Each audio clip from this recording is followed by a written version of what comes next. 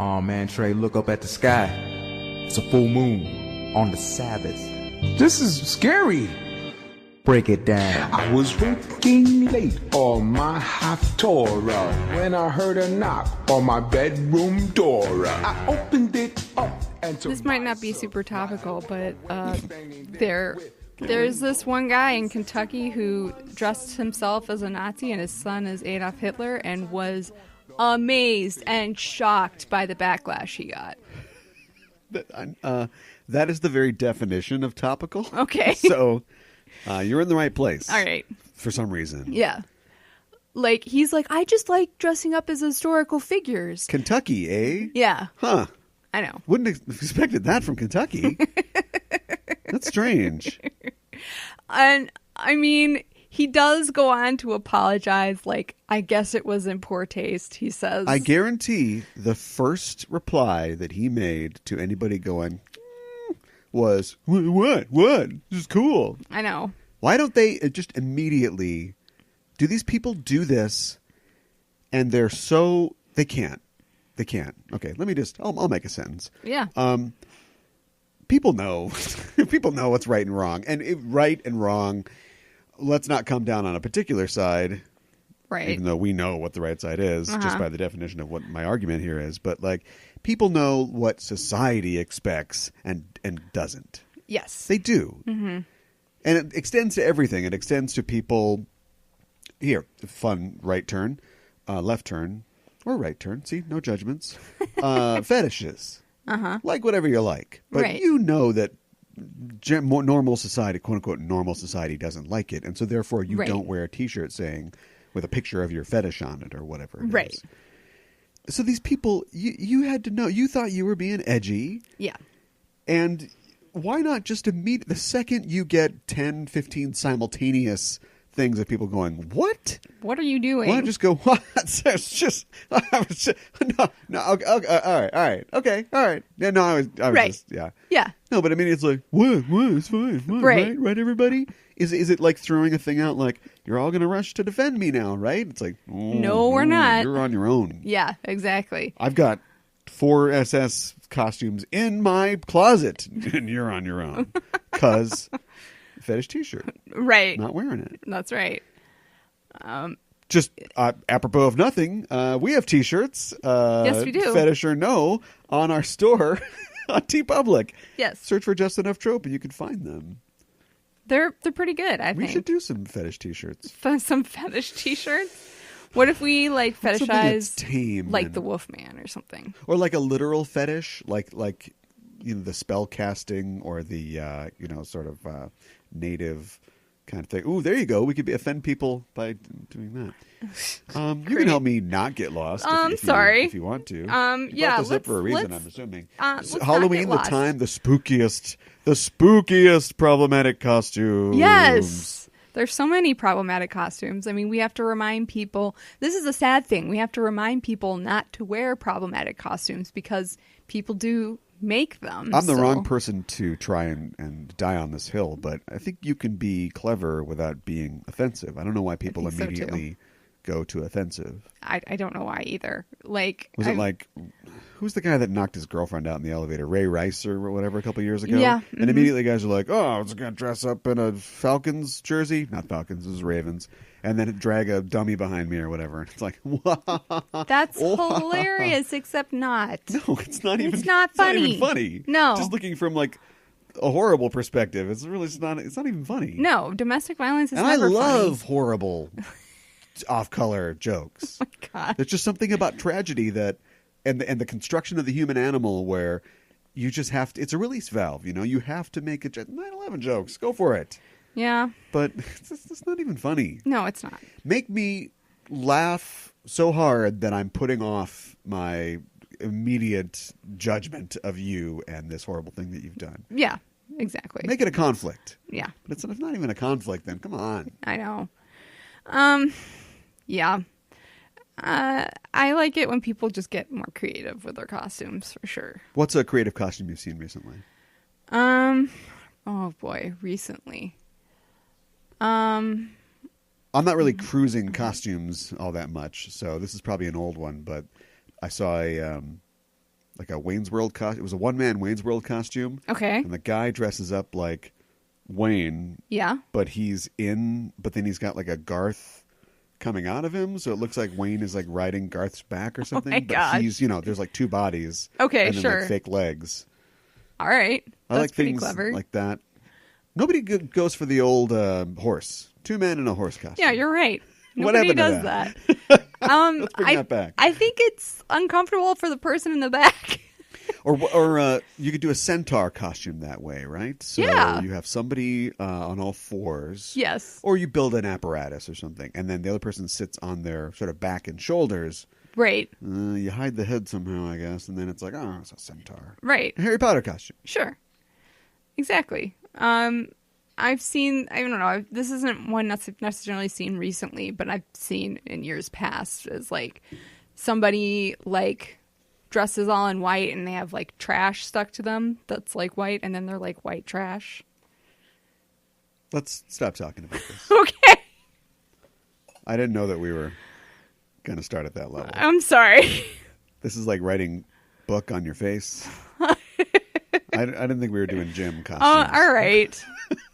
Well, what about like somebody dresses up as Belle and she has like tacos on her? Here it comes. Okay. Yeah. That was. At least you would have to sew or acquire a dress. So Yeah. that's a 2. Yeah. Okay. On a scale of 10. All right.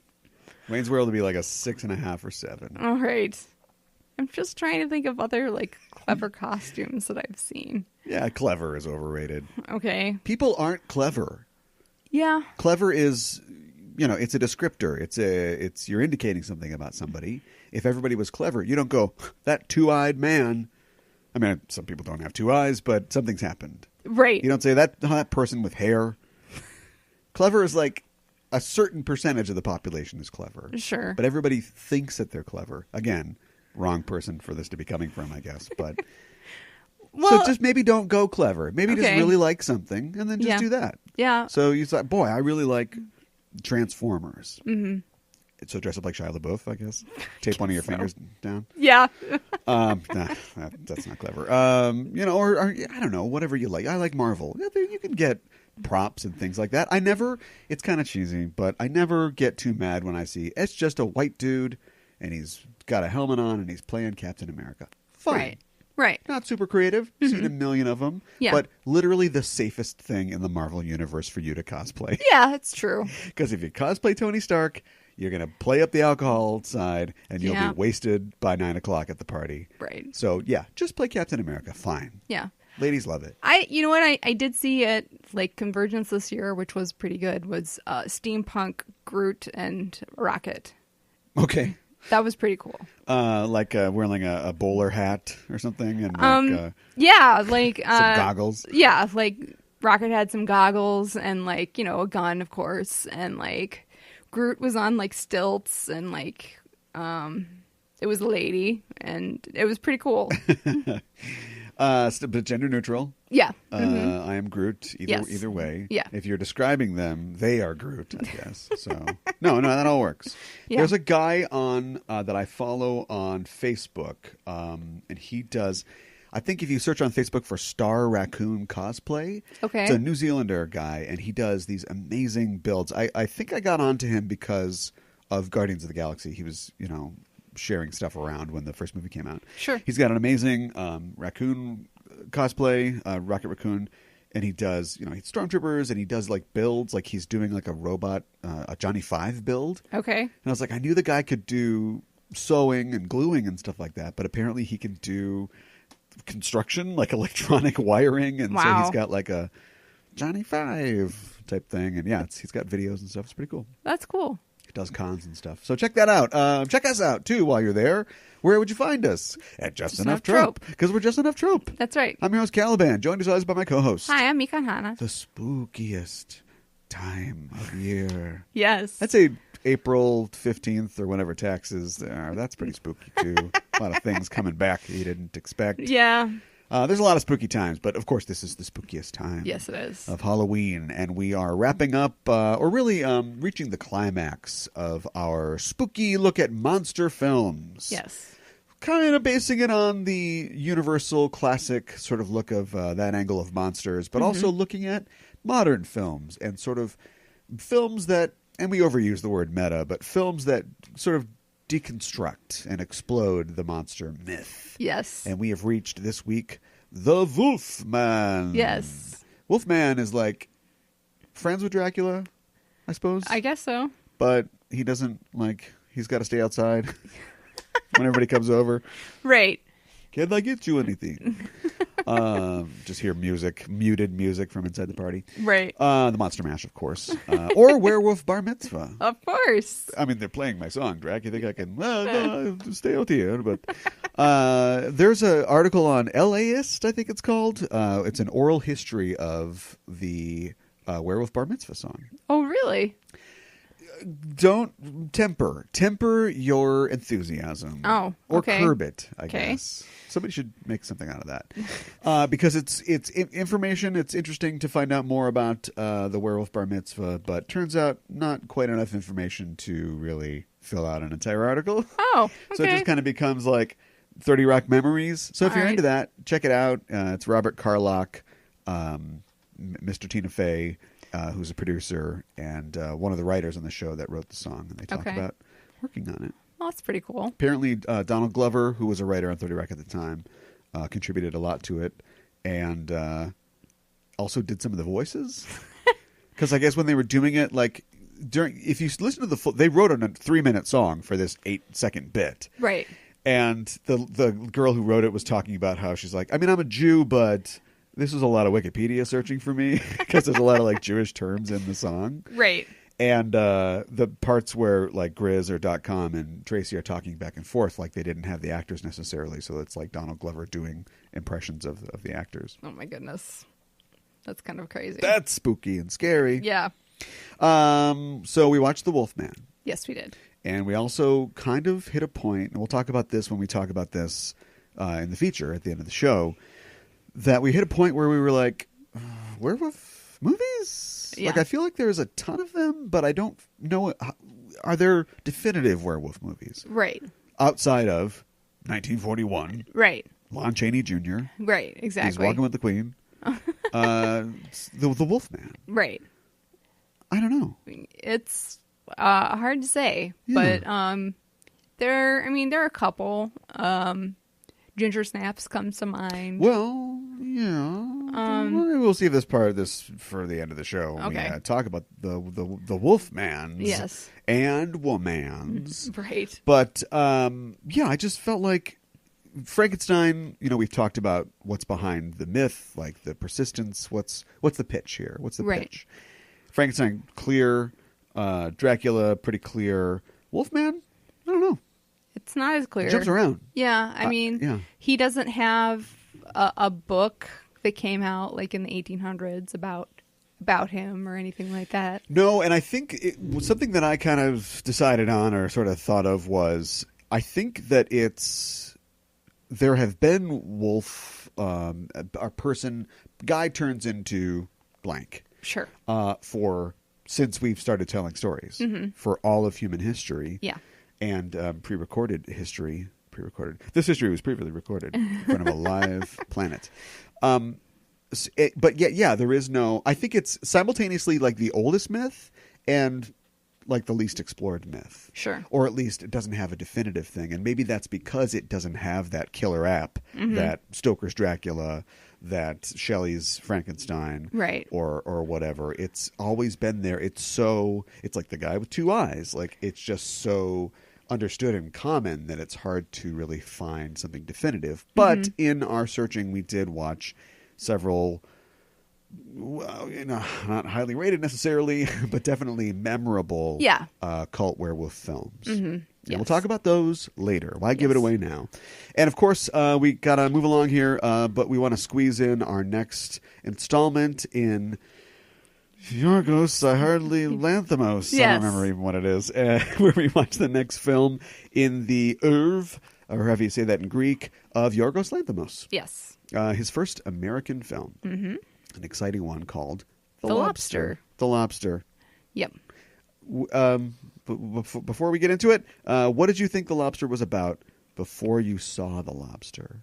Well, I kind of cheated because I saw the trailer to it, so Okay, I got an the idea. trailer kind of tells you what's going on. Yeah.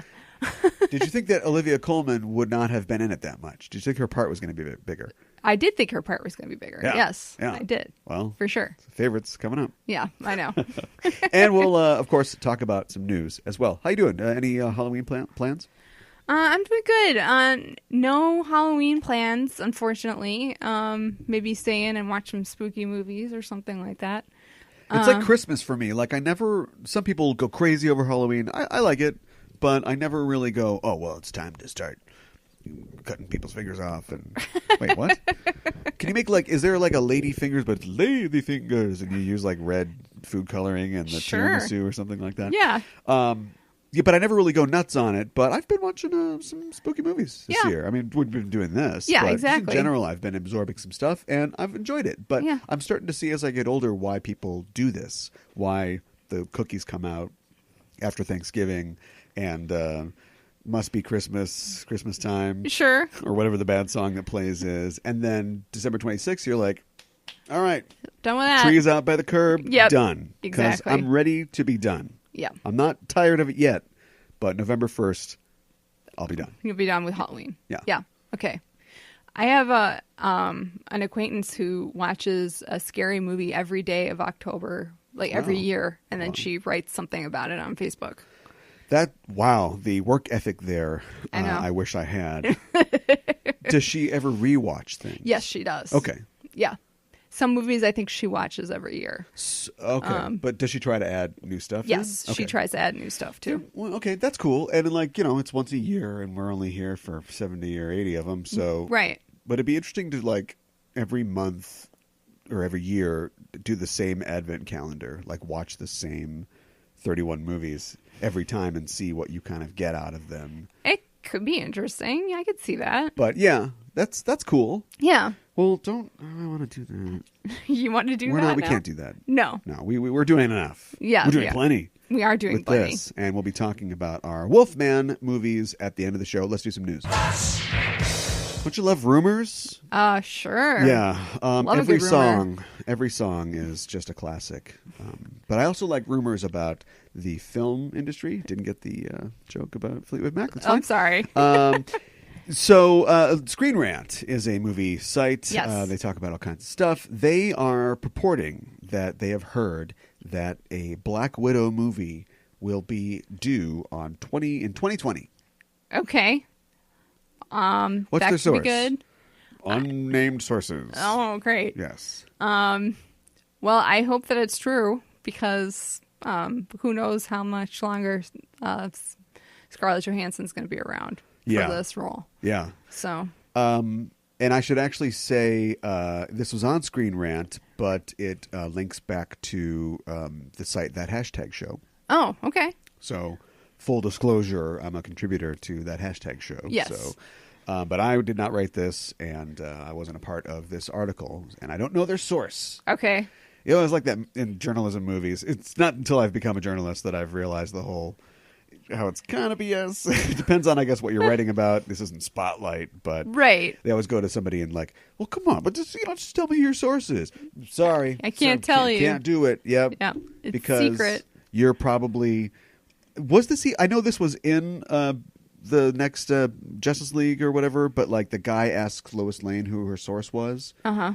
And then I was like, oh, that's going to come back because Luthor, that guy works for Luthor secretly. Right. And so he wants to know so he could. No, it never comes back. No. Mm-mm. Nope. Just a scene where she's talking to Ma Kent's just eating lean cuisine in the Daily Planet break room for some reason. I know.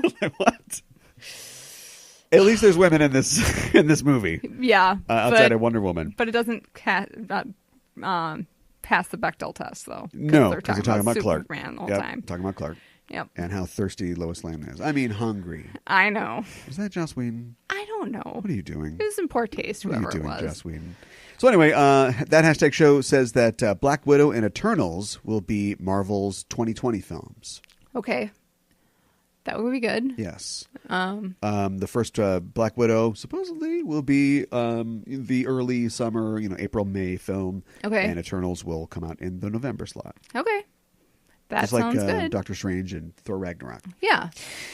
Now I want to ask this person. I want to get on Slack and be like, hey, just tell me your sources. Yeah, Well, exactly. No, I can't do it right now. Tell me who your sources Want a right bunch now. of goateed guys to show up outside the Zanku chicken Oh you're my eating goodness. in a black SUV?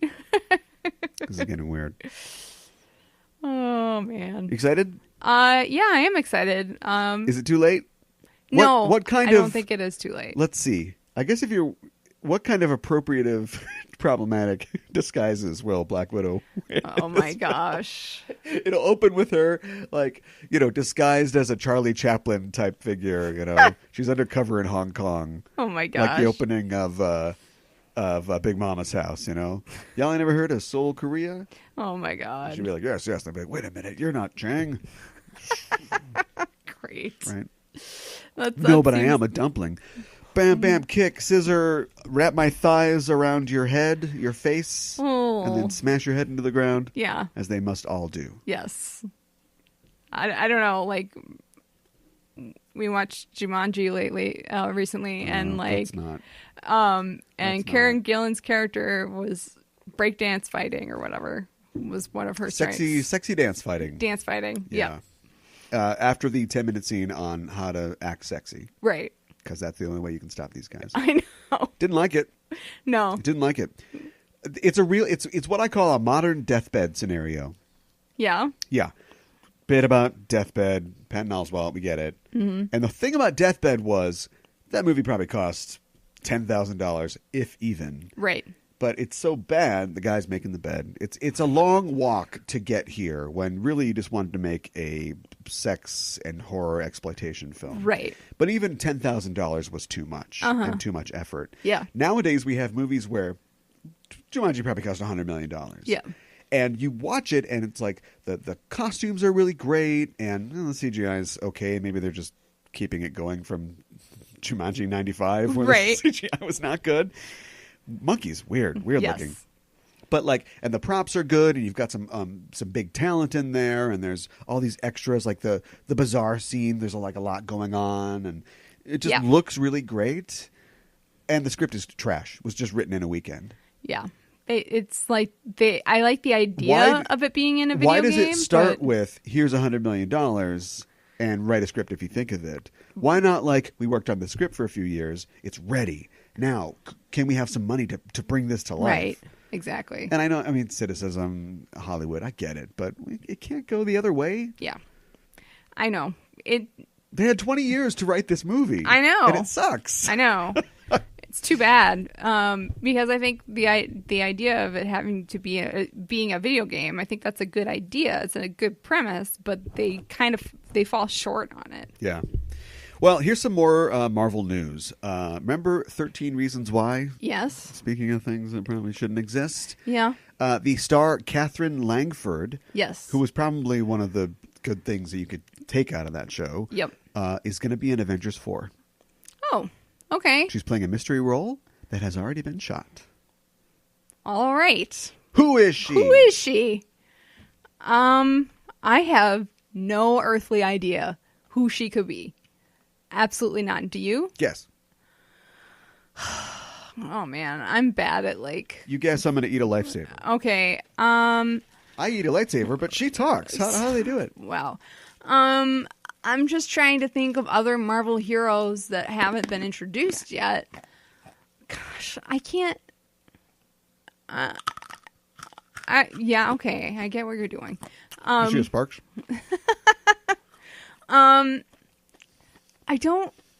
I have no idea. I mean, Consider the fact that it will almost definitely involve time travel. So what younger version of a character or a character's dead mom or sister could she play? oh boy. And let's try to get through this segment. Maybe she's Some juicy. Spider-Man's mom or something like that. Oh, jeez. No, Aunt May is already hot. We don't need a younger, hotter Aunt May. Yeah, don't bring the Parker family back. Nobody Yeah, cares. all right. Richard and Jane? Yeah. Really Dick and Jane Parker? That's horrible if it's It's true. probably something else. Weren't they spies? Or were they bank robbers? Supposedly. What's fun with Dick and Jane? They rob banks or something, right? Yeah. Okay. Yeah. Anyway,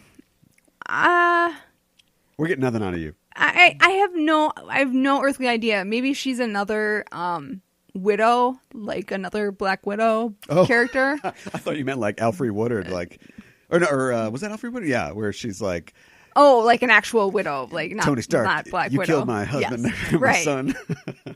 Right. No. Jeez, it's like you can't be a superhero. Yeah. You got to break some eggs.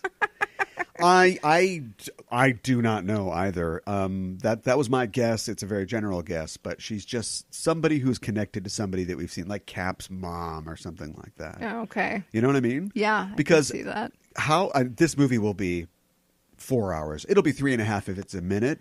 It could my go to 4 goodness. hours because at this point That's insane. This isn't a new line. I don't think people will take a 3-hour Lord of the Rings thing anymore. People will absolutely take A an 3-hour over 3-hour Marvel movie. They did movie. with Infinity War. So this will be very long. So that being said, the reason I said that was if this is going to involve time travel, and we're going to the whole length of putting them back in previous movies. 3 hours, it'll still be a large percentage of the film, is what I'm saying. Yeah. And so we might have time to like actually really dig into things. And if you do, maybe they go back too far, and this is an old timey superhero or something. Right. Peggy's sister or something like that. I was thinking maybe she'd be like a younger Peggy or something like that too. God, I know. the actress. I know. She's just sitting around. I know. Not up to No, you're TV right. shows canceled. I know. You're the best woman for this job. Oh my gosh. What about now? Woo! You're talking about the other show that she was in. Conviction. Yeah. It was terrible. It looked Conviction terrible. has been overturned. Yes. Yeah, it didn't look great. Although, ABC, legal, procedural, she's in a bra a lot. I mean, you buy that in the room. I guess. So anyway, we don't know anything else, and we didn't come up with anything here. She shaves her head, she's Moondragon. There you go. Okay, we're moving on. All right. In the Disney-adjacent world of Star Wars, Kathleen Kennedy has apparently confirmed the Boba Fett movie is dead. Well, that's too bad. Yes. In a world where Star Trek has announced an animated series. Yes. Along with an old man with arthritis series. Oh, my and gosh. God knows what else they've got going on. Meanwhile, on the other side, the bigger sibling, the other Star franchise, is like, hear that? What do the brakes on a land speeder sound like? Because they are killing the Boba Fett movie. It had always been in development, which doesn't necessarily mean much. And James Mangold was attached to direct and probably write.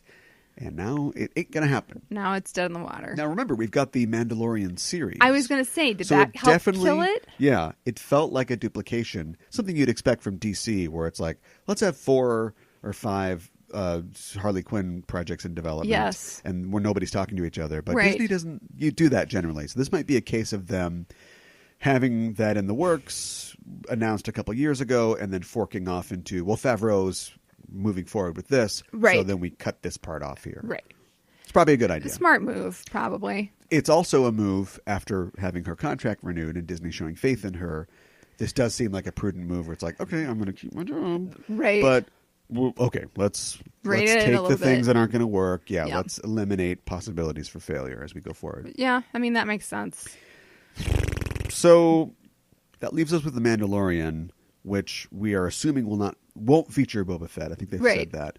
But probably a Boba Fett Like character? characters? Yeah. Yeah. Because Boba Fett is the great white hype. He's the great green and done hype. Right. Would be a great show title. Because he's, 5 lines in the trilogy and one of them was Right. He's the most overblown character ever. Mm-hmm. A movie where he is a Wolverine-esque badass doing cool stuff would be Right. a great chance to go, no, see, it took 30, 40 years, but Right. he really is cool. But He's not just a now flash it's in not the gonna pan. happen. Yeah, no, So- it's not. I don't know. Are you upset by this at all? Well, I just said that. This could have been a chance. I don't have a stake in the fight, a horse in the game, Right. a dog in the show. Sure. But if you were a Boba Fett fan, maybe this is bad news because this would have been a chance to legitimize Boba Fett. Okay. I mean, do you think that you could come up with enough material to do a whole movie on Boba Fett? It's Star Wars. Yeah, I suppose. It's Star Wars. Yeah. And if you can't come up with enough material, you come up with half the material, and then you spend the rest of the movie, the other half of the movie, saying how dumb and bad the first half was and how you were stupid to like it. Wow. It's kind of self-loathing, isn't it? Yes. Yeah. Why does Star Wars hate itself? I don't know. Ryan Johnson, tell me! It's not even... Still going. Yeah. Still going. Yep. Adam Scott Yes. will be playing the William Shatner role in the reboot of Twilight Zone's Terror at 40,000 Feet. So my question is, why are we redoing this? Because they redo it every time. I think I'm not 100%, but they might have done a reboot with the Forrest Whitaker one. Okay. When Twilight Zone the movie, of course, John Lithgow took the Shatner role. So this is one of the quintessential Twilight Zone episodes, along with the one where they're all pigs. Pig Face Guys. Yeah. Yeah, which is called Eye of the Beholder. I'm sure Something I can't remember like what it's that. called. Yeah. So this is one of those things, and it's like, okay, so Black Mirror ate your lunch. There's no more lunch Right. left. It's just Yeah. right in front of you, a 6-foot party sub, right down the gullet. So now you got to come back. Return of the Mac. Return of the Rod. How are you going to do this? They took, cell phones. That's our angle. How do you bring it back? We don't. We just remake a bunch of old ones. Yeah, so we're going I to get, Dennis Weaver's Can't Go to Sleep or whatever. You're going to get We're All Dolls in a Bucket or something like that. Right. Is that what you're going to do? Because I was really excited for Jordan Peele heading this thing up. And if this is what they're going to do, not so excited anymore. Well, I'm not excited about, why are we redoing them all? Because, and I think you've said this It was 20,000. off the air. Right? A prop plane couldn't go to 40,000. Right. It'd be impossible. But I think you said this off air. They already got it. They did it. It's classic. Right. Take some of the crappy ones. Well, yeah, okay, fine. Take some of the lesser known ones. How about? Right. You can, Ice Cube, Billy Mumi. Today was a good day. Whatever it's called. You're going to the cornfield. Oh, I'm so tired. I can't remember any of my. I don't know. Just take some of the ones that were like. Was that a good one? Right. The George Takei one where he gets possessed by a samurai and tries to kill the racist guy. Oh boy. Well, not that one. The doll that's alive. Tucky Tina. Yeah. Which, was that Telly Savalas? I'm not sure. Who's she gonna kill? Oh my god, I don't know. We're bad. Yeah. I want to do a Twilight Zone podcast. There has to be one, but I don't know about them, so that means that it's not like Earwolf or something. I think we could really make that work. Yeah, I think you could, for And sure. then you land it just in time to do special episodes. So cut this part. Cut this out. Cut this out. Nobody steal this. Yeah, I just wish that there was more. There's so much inventiveness, and you're right. The temptation has to be huge to to do a Richard Matheson script. Mm-hmm. But you're right. They've been done. Yeah. What can you add? Right. Oh, I'm going to... Maybe... And Adam Scott, right? Are we scared of a gremlin yet? He's like, maybe I could use my cell phone to take a picture of low battery. He didn't get the picture, so he can't prove to the stewardess that there's Right. a gremlin. Yes. No, I could see that. What we're going to get out of this is you're going to get a lot of famous people working for scale. Yeah. Because definitely with him producing... And I hope he contributes some scripts. Yeah, that'd be but good. He's probably too busy. And now he's hosting. You're definitely going to get, solid B-list people coming in, doing these things. Yeah. Like Adam Scott, perfect. The example. Sure.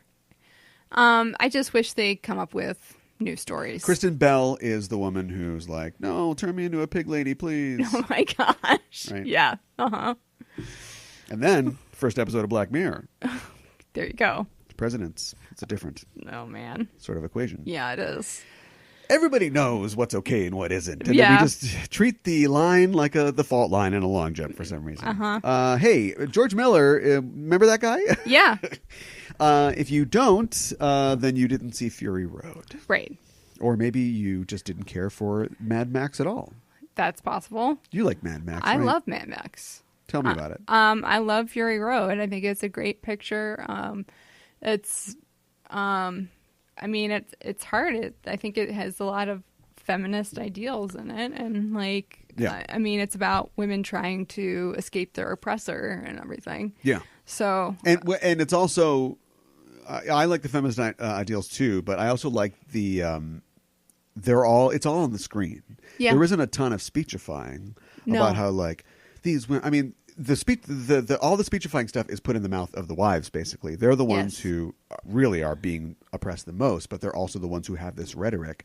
But then you see the mothers and Furiosa, and you see Yeah. the effects of the masculinity that has poisoned the entire world, literally. yes. And it's all played out in an awesome action way. It's not Yeah. like a lot of speechifying, and that belongs in some things, but the angle here is just too late. Trump destroyed the world. Right. Exactly. 2015, kind of prescient. Yep. And now, how's Tom Hardy gonna kick Fix it. ass? Yeah. But also learn to be a better guy. Yeah. Exactly. Be a better guy. Not to give up, which is a message we all need to hear. Yep. Well, anyway, it looks like he's going to make a new movie, and it's called Okay. 3,000 Years of Longing. All right. Ask me about it. Tell me about it. I don't know anything about it. No? We don't know anything about it. Okay. He's apparently been working on it for a while. Okay. But he wrote the screenplay and is going to direct, but he won't even share the log line. Really? So we don't know anything about it. Huh. It's Well, that's assumed weird. that it will be in his idiom, happy feet aside, a sort of high octane, sort of probably socially conscious Post-apocalyptic. action blockbuster, but Yeah. we don't know. Huh. Well, that's very mysterious of him. You would think that he would share like a tagline or something. Yeah. Give us a little taste. Yeah, a blurry Instagram photo. Yeah. Like the Russo brothers. That's right. Yeah, well, we're not going to get that. Oh, man. Have we talked about how when we talk about things, it creates things in the world? Yes. We live in the Matrix, and we run it as well. Yes. Well, I think you and I tried to watch a movie the other day called In Order of Disappearance. Yes, we did. Stars Stellan Skarsgård, Yes. and I'm not going to get this right, but he is a Swede in Norway or a Norwegian in Sweden. I can't remember. Anyway. I know it takes place in Scandinavia, and Yeah, he's well, Scandinavian. Right. But anyway, it is a Scandinavian film. He plays an older man who is a snowplow driver. His Yes. son is killed by a drug cartel. Yes. And, yada, yada, yada. Yeah. And it's not very good. No. In fact, it's really bad. It's not very good. And I don't know if I need to live in darkness for 6 months to, like, appreciate the humor, the dark, because it's billed as a dark comedy, but I was like, where's the laugh? It's not funny. No, and it's not, and it's Stellan Skarsgård tiredly punching people, and so it's not really exciting either. No, it's not. But you can see what its inspiration is. yeah.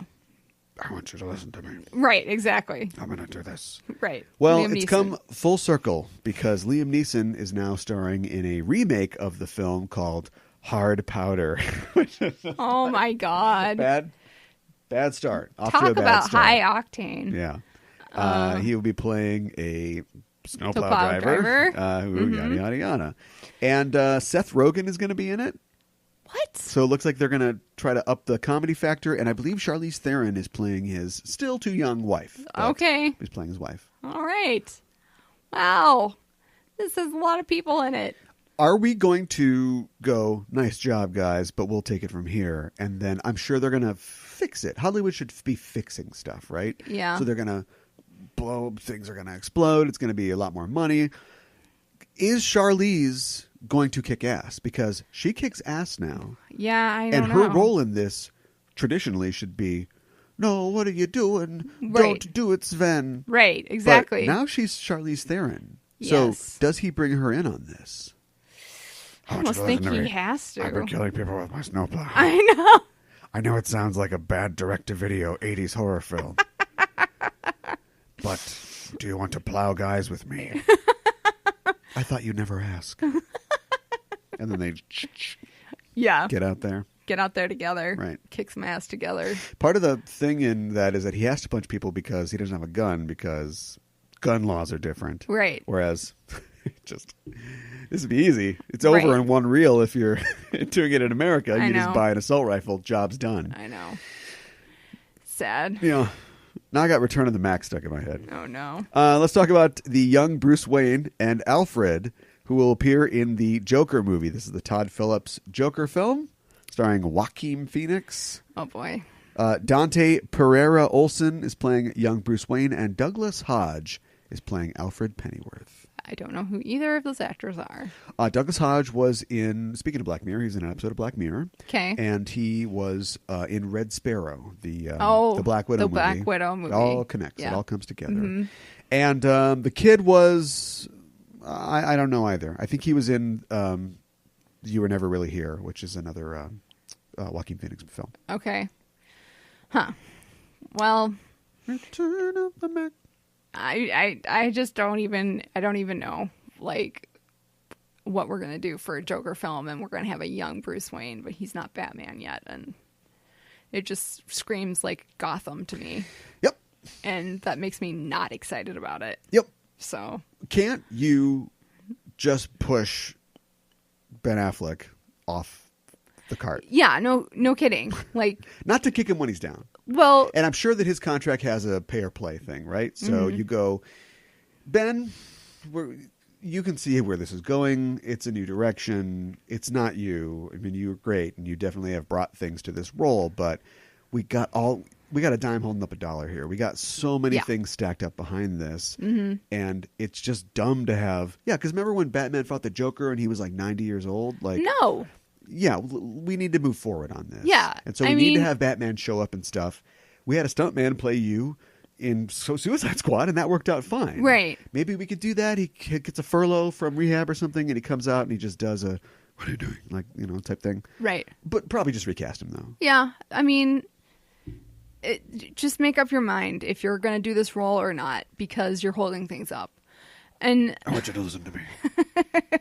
I'm Batman. I know. And yeah, I thought Joker was Batman's contemporary.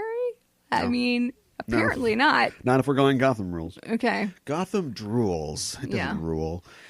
Speaking of superheroes and fights at the box office, we've got a fight on our hands. Oh, boy. Because it looks like Terminator 6 and Charlie's Angels will both be coming out in November 2019.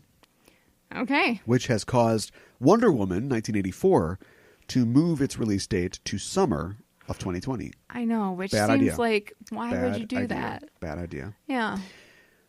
I think that Wonder Woman is attractive as a property, whenever, but you're going to make people wait for 2.5, years for the next one. Like, it just seems so long. You should get this out there. Yeah, I agree. So anyway, it's probably summer's probably a better spot anyway, but I guess. it's maybe somewhat make dismaying. more money. Yeah. But I mean, November is not a bad time either for movies to come out. No, and I wouldn't be, if I was Wonder Woman, I wouldn't be scared of another Terminator and Charlie's Angels. Charlie's Angels. Charlie's Angels is for that going to matter. tank. Yeah. And I don't know who's in it. It's Well, you know. what's her name? It's cool. Kristen Stewart, and I don't know who else. Charlie's Angels is going to tank. Yeah. And Terminator, we don't know. Yeah. We'll have to see. We don't know. Jury's out. It's got Mackenzie Phillips, not her name. I don't care what her name is. I do not like her. Okay. And her movies aren't successful. So. Okay. Well, So there you go. Yeah, look, I would be the asshole in the boardroom at Warner Brothers, but in Hollywood, enough times, that asshole's right. Yeah. We won't have lunch with him, but we'll follow his guide on release dates. Right, exactly. One more story before we move on to talking about Yorgos. Dang it. Looks like Guillermo del Toro will be making an animated Pinocchio for Netflix. Okay. I'm kind of scared. I don't know. Why? Yes. I don't know why. Why? I have no idea why. For years, you've been making your little movies. Yeah. You finally got all the validation that you should need for a kid growing up in a Mexican cinema, watching movies. Right. Cinema Paradiso, literally. Right. Like, you could do anything you want. I know. And you're going to make a stop-motion movie for a streaming network? I know. Is this going to be one of those? Is this going to be a Jean Dujardin, the artist guy thing?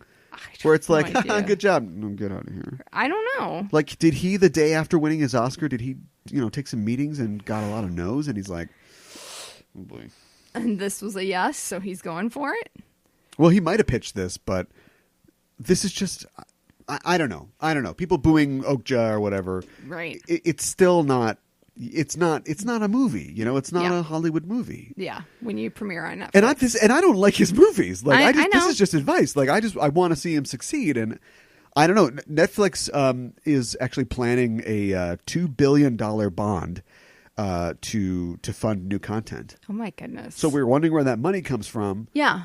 Apparently they've got it, but also they need to. Can you spare $2 billion, brother? Yeah, that's a lot of money. So I have a feeling that he is definitely getting paid off of this. But picture 15 years ago, this scrappy young filmmaker Guillermo del Toro pitches a stop motion movie to, there's no Netflix, but let's say New Line or just like a an indie house type thing. Yeah.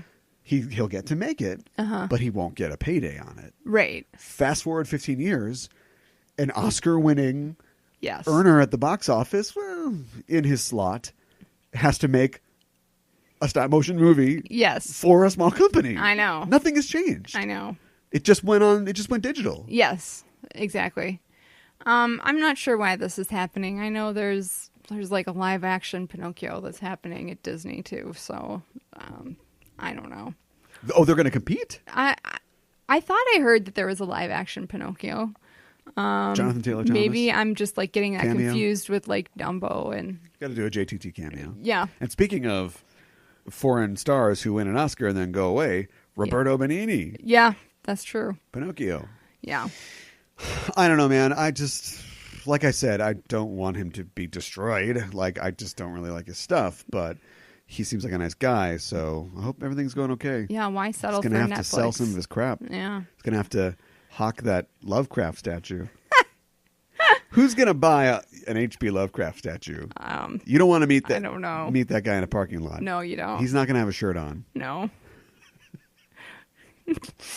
He's going to have maybe he'll have a Cthulhu shirt in the back, but he won't be wearing it. I'm saying that like a guy with no shirt in a pickup truck is going to be a Lovecraft fan. Yeah. Which seems unlikely. Yeah. But maybe he's got a monocle. Yeah. Shirtless with a monocle. There you go. That's my band name. All right.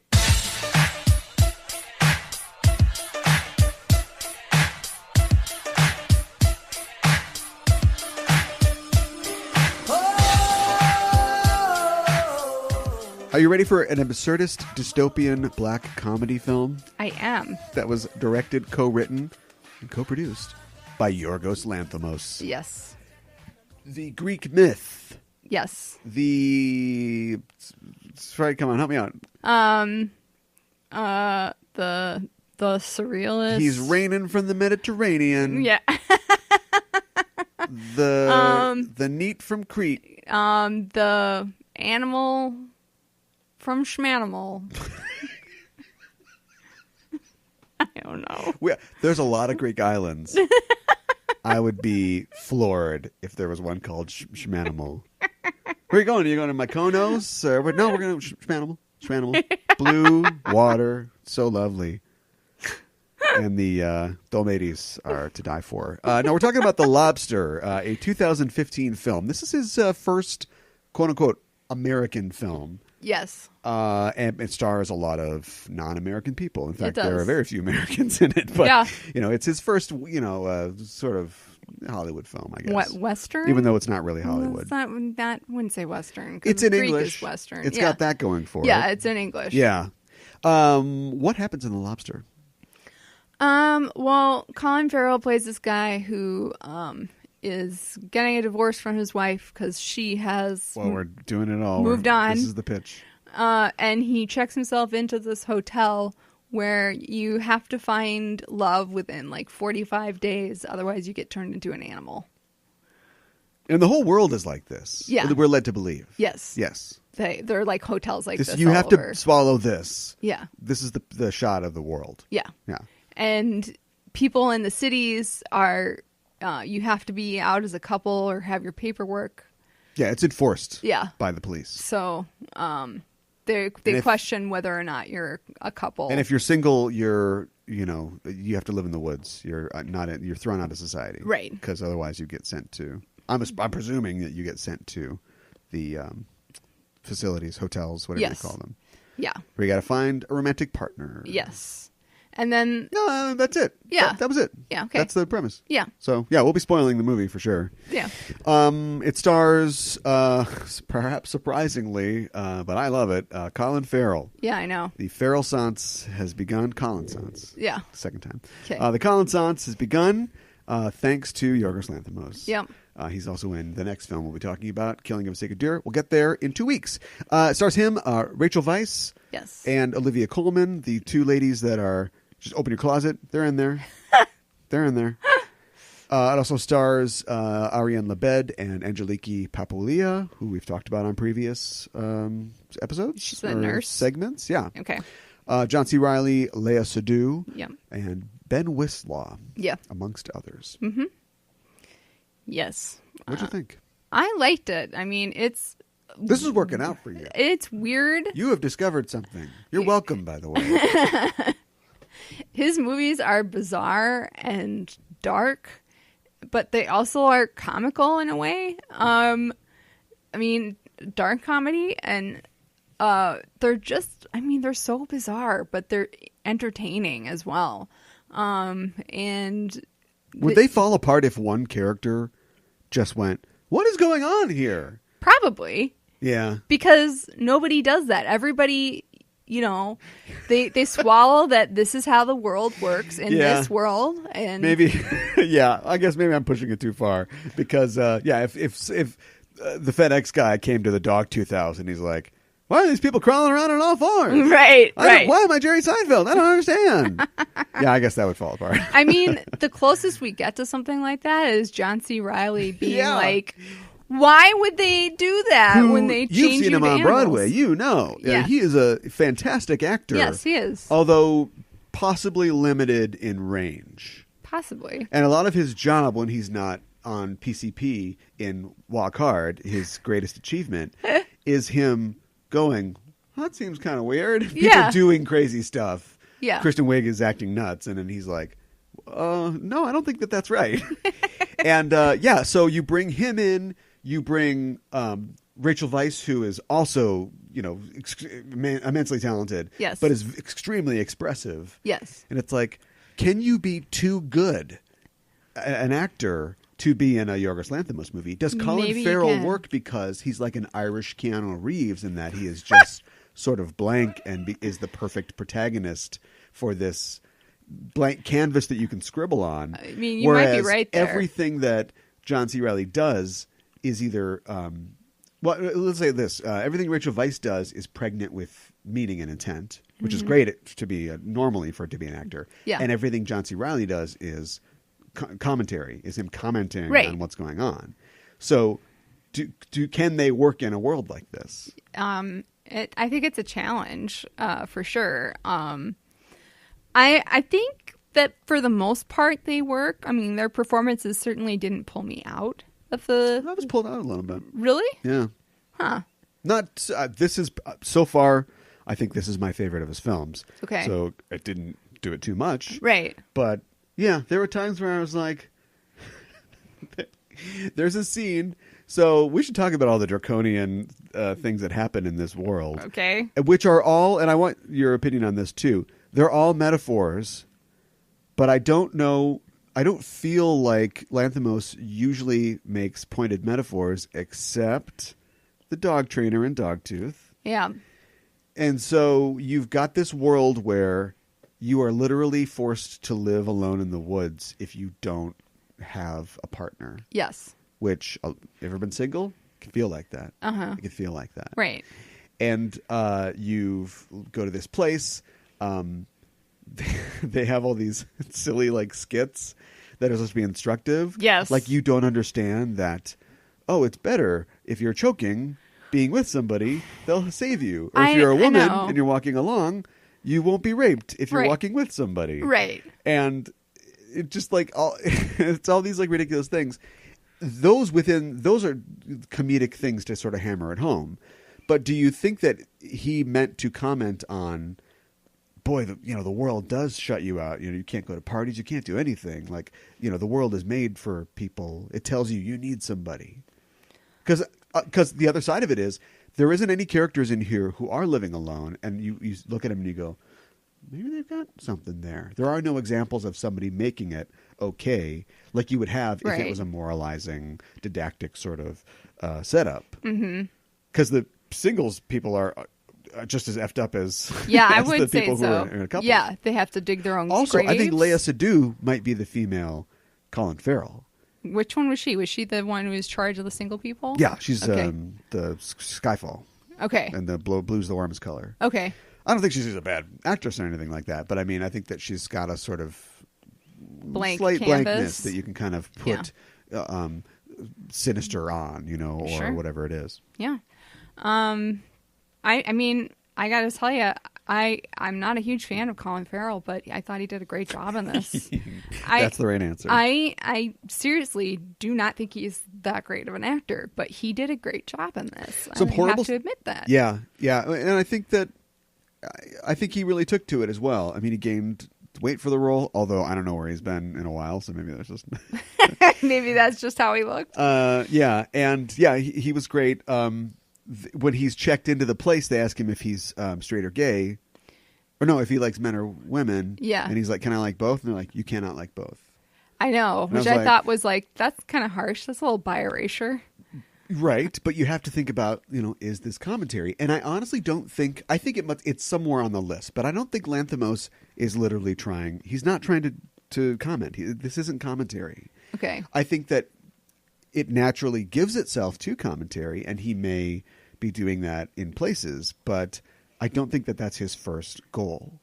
Because when you think about it, it's all practical. He comes up with a crazy world for these characters to live in, and then everything that happens rises out of that practically. Yeah. And so if you had somebody who, and we're not insinuating anything about the lifestyle of bisexual people, but if you've got a person who could be attracted to both, that's going to totally screw up this regimented system they have of finding somebody That's either a true. straight or a gay partner. Yeah. Because we have to pair people off. And so, no, you are not allowed to do that. right. He can bring his dog, though. Yeah, of course. Who's his brother? Who is his brother? Yeah, he didn't make it. Yeah. And he got turned into a dog. Is this, and we don't get any background on that, and that's fine. Is this the most Wes Anderson-y of his films? I think we commented previously that he's kind of, seems like he's going for a sort of Greek Wes Anderson vibe. Yeah. Let me just answer it for myself. I feel like this verges the most on Wes Anderson.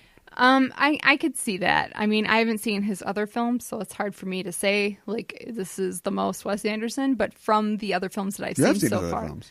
No, I haven't seen all of his films. He's got one more. Yeah, okay. So you've almost seen all of his films. All right. I consider you an expert. All right. So, yeah, I do think it is very Wes Anderson in vibe. And he talks about how much he enjoys swimming, which is why he wants to be turned into a lobster if he doesn't make it. Yeah. And I like how Olivia Colman's like, that's an excellent choice. Yeah. A lot of people want to be cool animals or whatever. Like dogs but it's and stuff. impractical. Yeah. Yes. That's why the world is full of dogs. Yeah. Yeah. Commentary? I know. I don't know. I know. Did your heart sink immediately when Rachel Weisz started voiceovering as the film opened? No, I don't. Because this is his first time that he's used voiceover. I know. And I know how you feel about voiceover. It's not just me. I know. It doesn't always make my skin crawl, though. I was okay with it. I didn't hate it. But, I mean, I knew it was Rachel Weisz, and I knew she's in the movie. So, in a way, it was like, kind of like a spoiler for the movie, in a way. Because it's like, we don't see her till, like, closer to, like, maybe halfway through the film. Yeah. And let's talk about that. First, I wanted to mention it's also a way for him to cram in more Lanthimos-ness. Yeah. Because it's a movie that is, by its very nature, somewhat solitary in that these people are alone. And right. so they're not necessarily going to have the kind of, I like your shoes, they're pump shoes, or whatever. Right. But it allows that to be there still, because then she'll go, he brushed his teeth 4 times on each side or whatever. Right. She can fill that in case we're missing that. Right. You're absolutely right, though, because she speaks about everything in the past tense. Yes. And she's a reliable narrator, but she doesn't have all the information. Right.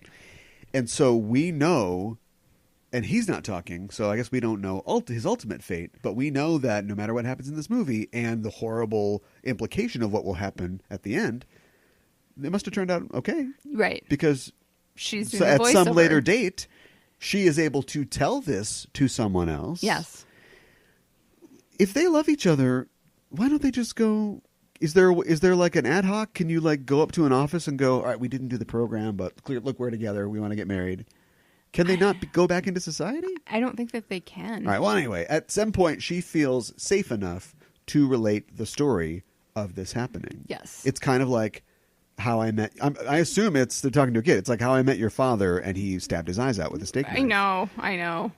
So, there is... We don't know this until we understand the full context, but I think there is hope in the fact that it is her narrating the story. Yeah, I Unless see what you're saying. There's 6 guys with guns outside of her cell waiting to execute her, and this is her last telling confession. Her story. Yeah. Just That's put a gunshot fair. in at the end. Yeah. But I mean, the voiceover, the sort of Baroque construction of the film. Once again, he uses, why is there slow-mo? I don't know. I called out Reservoir Dogs last time, but now there's just, no, this is just in slow motion. Yeah. It's like, oh, okay. Yeah. Was that like when they're in the woods and they're like There was high that. place? Yeah, they were on the hunt. Yep. And then also, primarily that, but there were a couple other things like that. Yeah. The hunt thing was weird. So, like, I guess you can shoot people with sleep darts or what have you. Yeah. And, like, then you get more days to Right, be a human. Yeah, and they read off the cruel woman's, and she's got like up 200 days or something like that. Exactly. She's basically just living rent-free. Her rent is paid in sleepy bodies, basically. Right, exactly. Which is that seems like a loophole in the system. Right. As long as you're like a savage killer and a dead eye with a tranq rifle, you can just be single forever. Right. And that's a flaw of the system, which is this woman, look, we've all got our things, but this woman's got problems. Yeah. Why are they trying to put her back into the system? Yeah, I don't know. Good question. Because the system doesn't care, because the system System's represents our society Yeah. that just wants to breeders to marry on. Right? See, doesn't it seem like it's commenting? Yeah, it does. There's some... Okay, the dog trainer in this one is, if things aren't working out, you'll be assigned children. That usually helps. I know. It's like, okay, I know. that's kind of breaking through. Yeah. The nosebleed couple gets a child. So Where do the kids come from? that's what I want to know. And they're not babies. They're No. like 5-6 years old, something like that. Mommy, take this knife and kill him. I know. So I have another question for you. Like, if you shoot a loner with a dart gun, do they take them back and turn them into an animal? They just immediately become animals? I don't know. Okay. Because we never see, at least I didn't see, like we don't see like a specific, this is where you have like when she's punching the lady in the face or whatever, Yes. she's got a mole on her forehead. Yeah. And then when that sort of average looking lady, we sit down with everybody's wearing the same dress Yes. and the same tie in the ballroom, and then we see, oh, that lady's got a mole. They put them into the thing once they get captured. Right. But we never saw that. Okay. Okay. Would you like how I have a really plausible explanation, and then I pull a rug out at the end and go, but that's not really. Yeah. You're like, yeah, that's going into my worldview. Yeah, okay, I accept that. Oh, no, that didn't happen. Anything else? We should probably just go right to bingo. I think we should go to bingo. You got nothing else? I think it's incredibly disturbing how he wants to show her how much he loves her. And also, I think once they blind her, they don't feel like they have anything in common anymore. She's blind. Yeah. What did you think about, once again, feels like commentary, but how everybody had to have something in common? I mean, it just totally feels like commentary. Like we're holding on to this one thing that we have in common, like the nosebleed couple. Like, and he doesn't actually have nosebleeds. He bangs his head against something to get his nose to bleed. Yeah. Which I love the opera. Crazy. Let's go to the opera. Yeah, I love it. I hate the opera. I can't take this anymore. Yeah, exactly. Every night we're going to the opera. Right. Well, and like with the cruel lady, like her test for Colin Farrell was like, she takes the olive out of her drink and she starts choking like her life depends on it, and even like tilts her head like she's dead, and he does absolutely nothing. It's so amazing. And then she's like, I think we're a good match. I think we're a good match. Let me kick your brother to death. I know. It's so great. And then they have to, and so in that, he has to kind of pretend that he likes all the things that she does. And that he's cruel like she is. I know. It's like, it reminds me of Green Card. Remember the movie Green Card? Where No, I don't. There's a couple different stories like this where it's like, we have to pretend that we are in love, but then we actually fall in love. Right. We're just pretending. Right. 2 weeks notice or whatever. Isn't Sure. that the same thing? It's like a brain damaged Green Card. Yeah.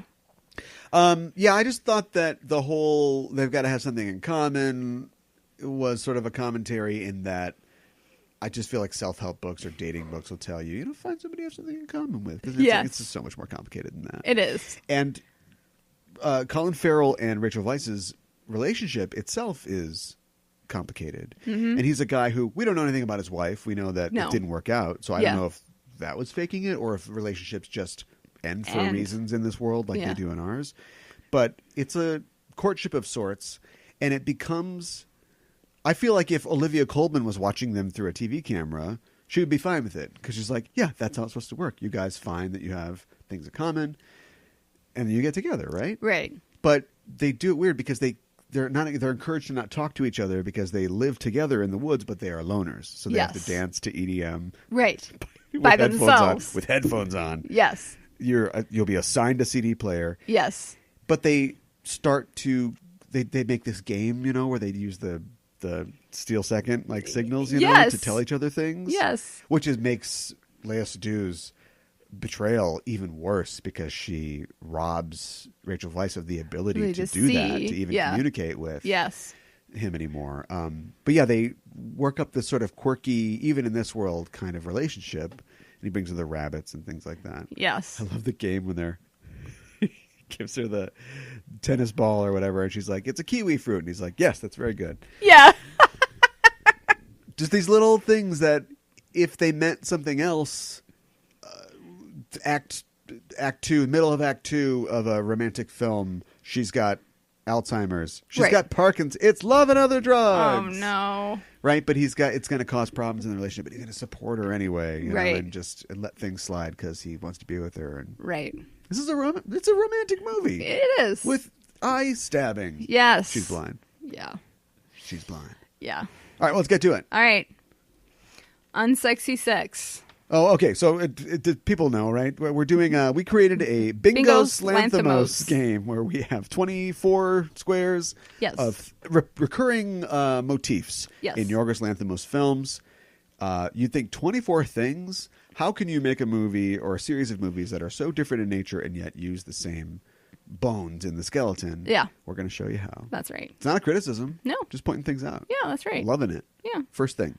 Yep. Unsexy sex. Unsexy sex. Absolutely. I think so too. I think you're using an old sheet, so make a mark on the other side so we can keep them the hashes separated. Yeah. Okay.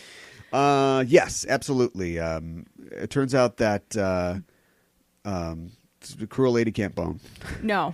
You think that'd be the one thing you can get out of this? Yes. No, it's horrible. Well, and then they're forced. I like how they're. She doesn't want him to feel any emotion, but yet they're still going to have sex. Well, wouldn't they just not have sex? I know. And then she's like, "Can you turn around so I can face you?" Yeah, she wants to see his face because if he is feeling pleasure, I feel like that would be a deal breaker. Oh, God. See, unsexy sex. Yeah, I know. Next square. Stilted dialogue. That's definitely we should take that one off. I don't know. That's why I want to see. I kept that on there because of the favorite, because it's set in period time. Yeah. And assuming that they speak somewhat forsoothly. Yeah. Maybe that will come off. But yeah, maybe. Definitely. Head trauma. Yeah. He is going to stab himself in the eye with a steak knife. Well, okay, but he knocks out Lea Seydoux. That's true. The cruel lady, there's a slow motion raging bull scene where she beats the piss out of some lady in the forest. That's beats true. her bloody. That's very true. That is head trauma. Next. Adults acting like children. I think the little games that he plays with Rachel Weisz. Yes, I would agree with that. Just to speed through, I'm sure we could pick up more, but Yeah. speeding through. Making up a game. They make up their language. Yeah. So, yeah. That's a check. Violent punishment. I think that's a check, too. Yeah, but let's get specific, though. Punishment. Yeah. She The red blinds kiss. her. The Oh, red yeah, kiss the red is kiss. specifically a punishment. Yeah. If you get caught kissing somebody, They slit your mouth. slice your lips and then Yeah. make you kiss both people and then make you kiss the other person. Yeah. And we don't want to know about the red intercourse. No. We don't want that. We don't want that. And I love how it doesn't have a fancy name. Just right away, you're like, okay, terrible. Move on. Yeah, exactly. Yeah, we got it. Mm-hmm. Next square. Body horror. The aforementioned. Yes. Can you suggest body horror and not actually see body horror and have it be body horror? I think you can. Him being in a bathroom, putting the butt of a steak knife on a mirror, and then putting his head and eye right I up know. to it. Is that body horror? I feel like it is. It's suggested. But the red kiss definitely is, I think. We never see it, though. Yeah, I know. Are you arguing that we don't see it, so it doesn't count? Yeah. Okay, I'll take it off. Just as a technicality. All right. Yeah. Inane discussion about material objects. There's a lot of, I'm going to watch my favorite movie. It's St. Elmo's Fire or whatever. Right. Or they just talk about the things that they use in their game. You give me Yeah. some. Biscuits, butter biscuits. Well, yeah, they talk about butter biscuits, the biscuit lady. Like she's biscuit lady. Yeah, I know. Yeah, I know.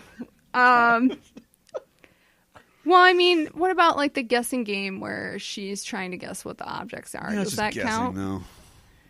No, we can do this. We can do this. Okay. Remember the discussion about the haircut? Where Oh, she's yeah. like, "Oh, you look great. Did you get a haircut?"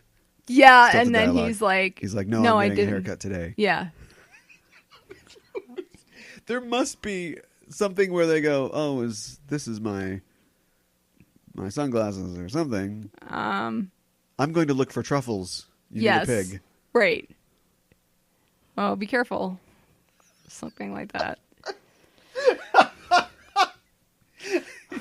I mean, if we Are we reaching too what far? are we doing? I don't know. What is this? I don't know.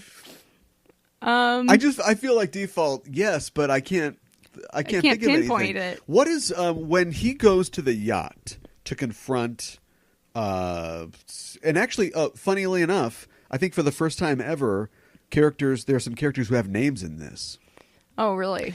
Because David is Colin Farrell's character. Okay. And then John C. Reilly is Robert. Okay. And I think it's specifically because there's a scene where Robert corners him in the forest when he's Yes. hunting. Yes. And he's like, "Oh, David, he has to say something." Do you know Yeah. what I mean? Yes. And he has to say, "No, he's not my friend." The nosebleed guy, who I think might have a name too.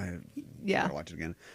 He's like, no, Robert, you're my friend. Right. I think of you- in order for them to talk about themselves as entities, like they need to have names. I'd argue you could get around it somehow, but yeah, they do. So, I mean, do you think that's an inane discussion about material objects? No, they're not. They're people. Yeah, you're right. If we can't think of it, I think think it's we our need to failing. leave it off. We failed you, Yorgos. Yeah. We're sorry. Next one is flat affect. I think we have that, though. Everybody's got that. Yeah. Definitely Angelica's character. Okay. Bribery. She's bribing people with butter biscuits. That's true. Yeah.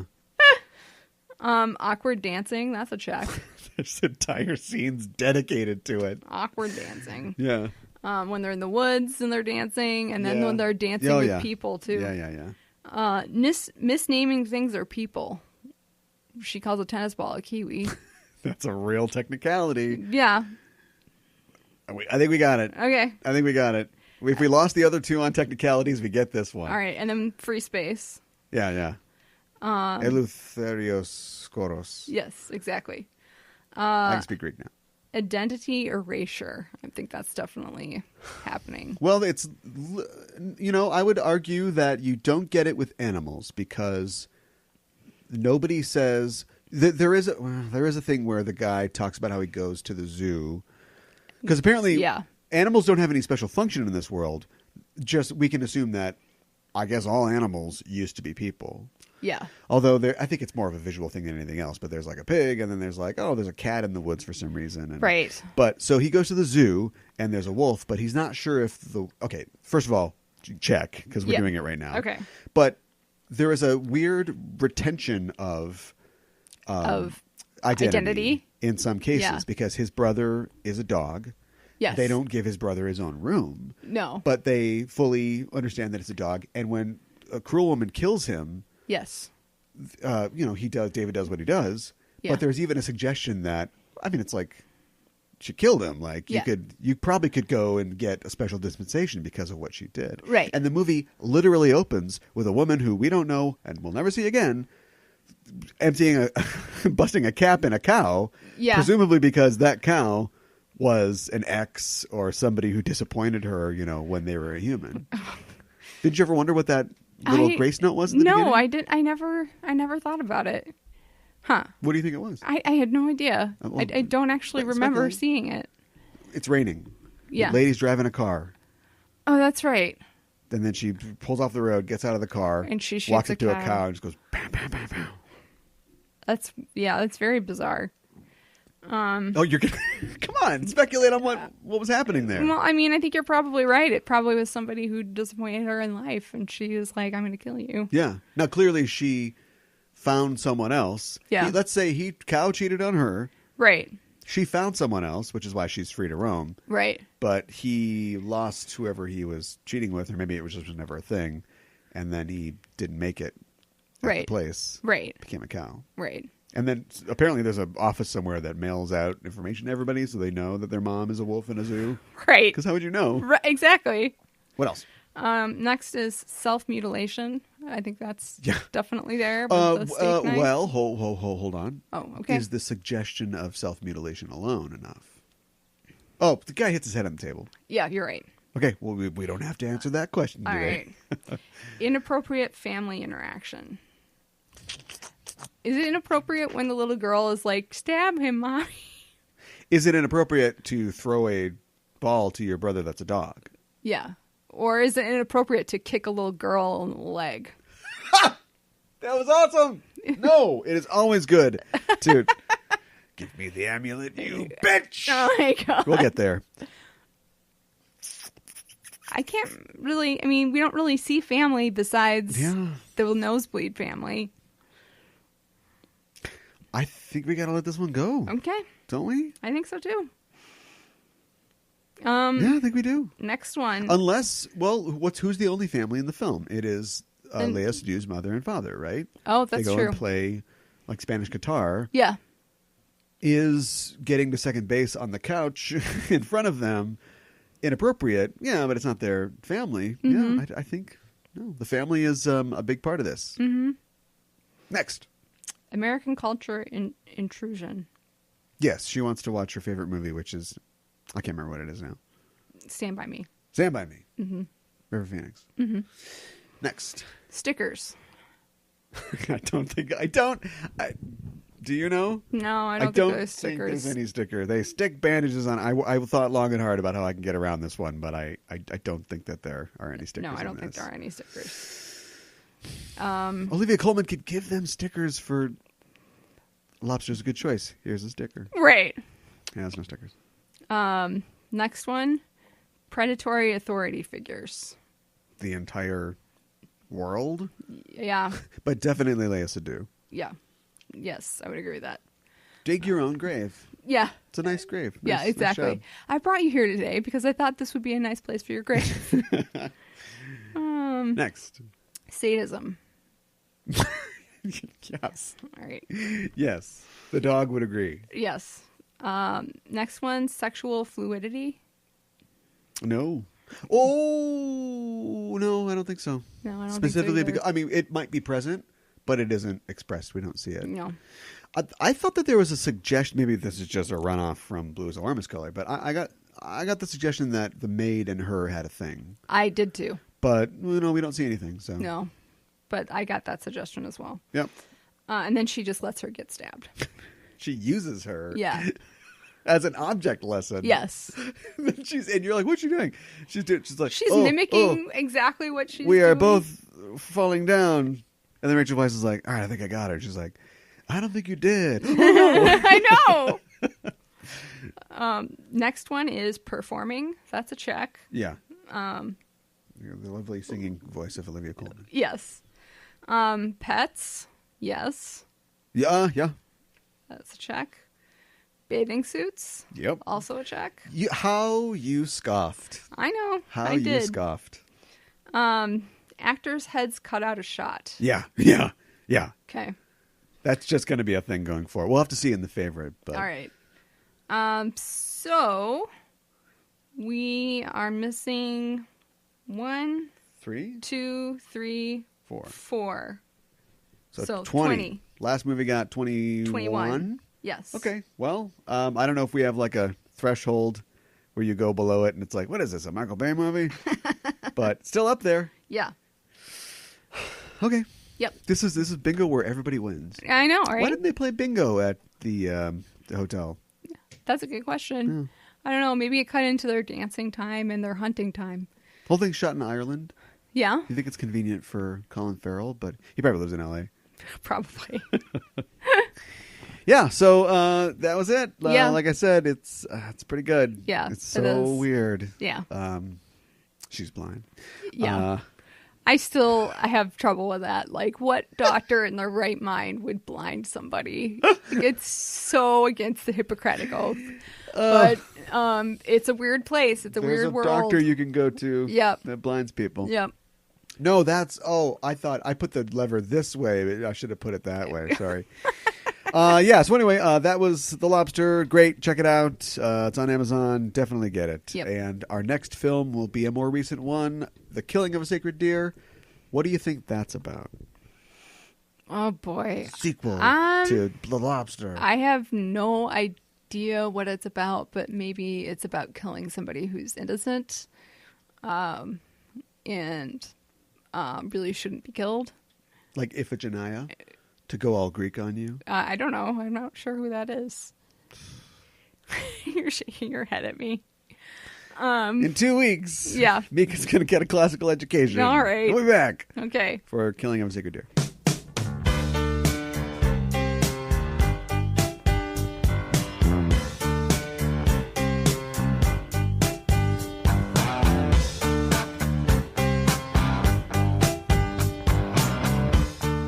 The Wolfman. The Wolfman. Ooh. 1941. Did The- not come out 1931, which was a big year for monsters. No, it didn't. Came out 10 years later. I know, right? This is, boy, we should just get into it. Let's just talk about it. Yeah. This is it's a big deal. And I think that when we started going through some of the more modern, 40 years old, horror werewolf movies, they all reference this. Yes. So this definitely, for a bunch of 75-year-old retired filmmakers who are sitting around at the Hollywood nursing home, this was what got them into stuff. Right. And that was, in the early 40s. Mm-hmm. But it did come after. It came after some of the other, like you said, in 31, and kind of the big ones. Yeah. And, I think it's probably the most mainstream Hollywood. Yeah.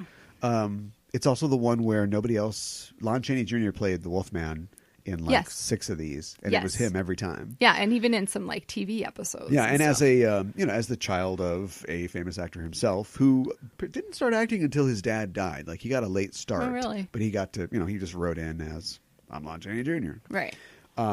Knew like I'm going to ride this thing. It won't be like I hate the fact that I'm typecast as a Dracula.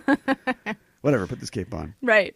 It was none of that. He was like, I'll ride this thing all the way to the end. Yeah. I'd like the makeup to be a little easier to put on. Right. So Exactly. you don't have to nail me to the chair or whatever stories they had about what happened. But yeah. So it's hugely influential and memorable. It's like a 94% on Rotten Tomatoes. So I guess my question is, why is it so bad? What's the fire monster? No, Satan, I guess. I don't know, because this is a terrible movie. It's not bad, great, and it's not even fun. Like it's not even. No, What Leonard Maltin creamed in his khakis over this. I know. I don't always go with Leonard Maltin, but everybody loves this film. If you put a gun to their head or a wooden cane with a silver thing to their head, right? Would they go, all right, I mean, look, it's not a good movie. It's not well constructed. It's not, none of the characters are likable. Right. There's no real message in it. Right. Except listen to old gypsy ladies, I guess. I guess. But, I don't know, I just like it. I saw it at the right time. You definitely saw it at the right time, but that doesn't mean that it's 94% on Rotten Tomatoes. I know. Stop me before I kill again. I know. Well, like, he's all, like, predatorial, like... No, but that's... Okay, I know... Yeah, no, go ahead, yeah.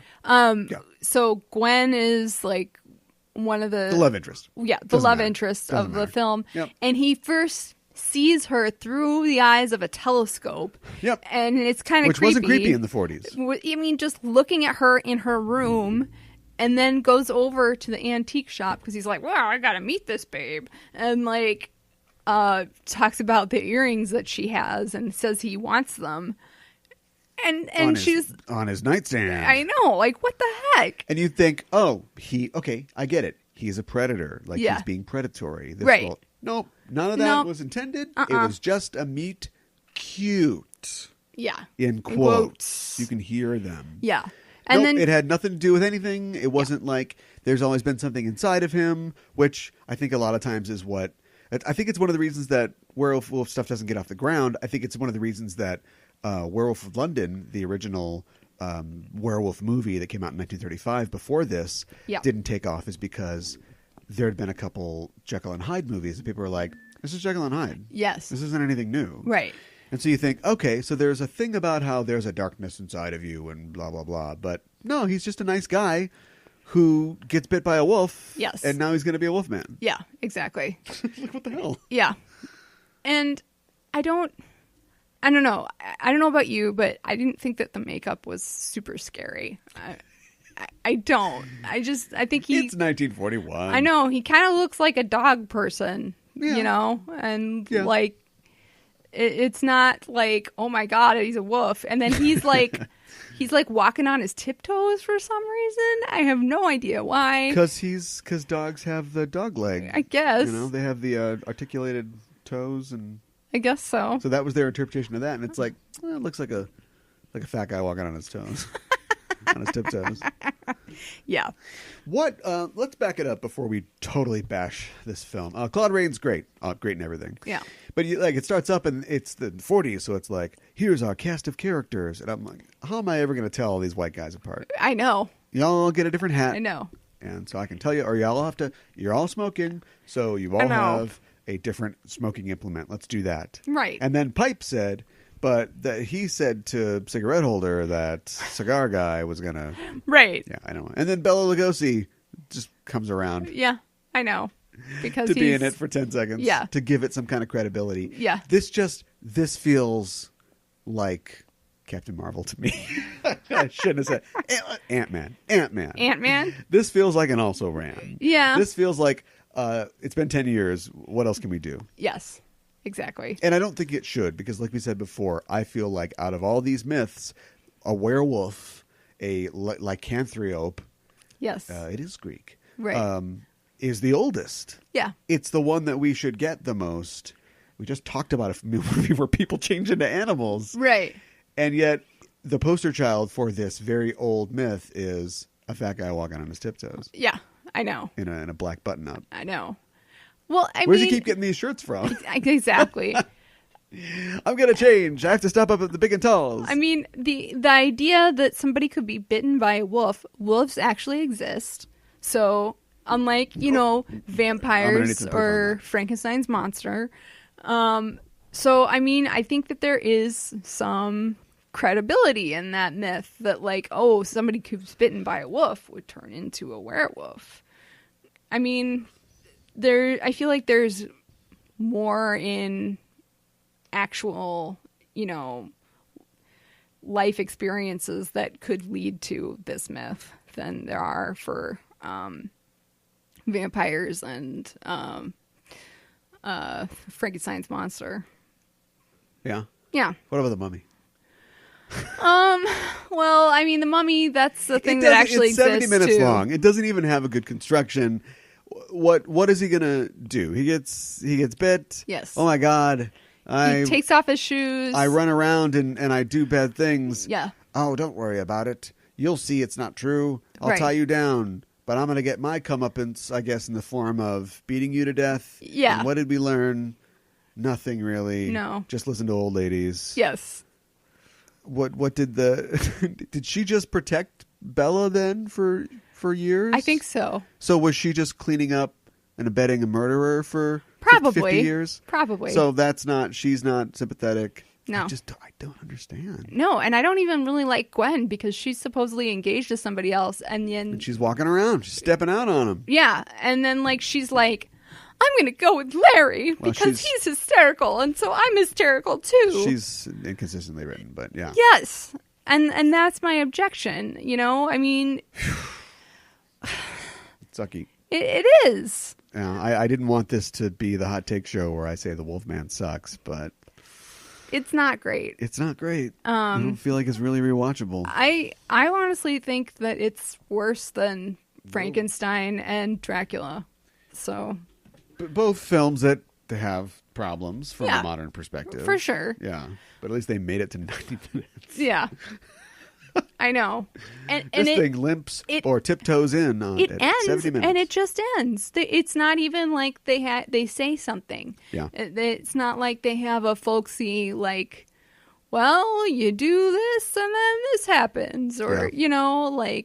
you do the time, you do the crime, or anything like Keep your passions in check because, which is I assume is the point of the world Yeah. story? I mean, they don't even say the poem again that they kept repeating. That poem. We're So- so proud of that poem. I know. Which is also not great. Which apparently gets repeated in Every several film. other Wolfman. And they even bring it forward. It was in Van Helsing, too. yeah. So, and it wasn't until I believe the second film that they actually, and I don't know whose idea this was, but they changed it to the moon is bright because it's supposed to be when the flowers bloom or whatever. Right, when the Wolfbane And that's blooms. where the, when it blooms? Yeah. In autumn. I better be a werewolf now that you can kill me. I know. But not, I guess it's just wait, or is it, it's not Wolf's Bane, it's Wolf's Blooms or something? Okay, I don't care. I don't want to go back. I don't care. Anyway, so that's the source of the whole moon thing. It had nothing to do, I mean, who knows, racially or culturally, what might come from this. Right. Or what the source of these myths may be. But, yeah. Do we talk about the guy that wrote it? Sure. The guy that wrote it was he wrote a lot of science fiction. He was a novelist, I think, and also a screenwriter, and he wrote a lot of science fiction stuff and also Okay. Nazi stuff. And he was a German, and he was a Jew. He's Okay. he lived in Germany. Okay. And I was just reading, I think it was a Wikipedia article, and it was he heard a speech, an anti-Semitic speech from Goebbels, and he was like, well, here we go. I'm just gonna buy a plane ticket. Oh my He's gosh. he wasn't like, no, I'm sure it'll be fine. He was No. smart guy. He was like, I'm getting out of here. Hollywood's calling. Yeah. Here we go. So he just got out of there. Smart guy. Yeah. But yeah, so I don't know. It probably comes from these Eastern European. There's a sort of we talked about this I think in a previous show, but the weird otherness of the East. It's Yes. the gypsies or the outsiders. Right. But it's never in this film, and just generally in a lot of werewolf films, it's never dug into about what is really happening here. Right. Why is this story being told? Except Rob Bottin's going to show us some cool special effects. Right. I guess that leads into my next film. Okay, sure. So moving forward, and aren't you glad you watched The Wolfman so you could Yes. recognize it on a grainy black and white TV? Yes. 13-inch TV and every other film that we're going to watch or talk about today? Mm-hmm.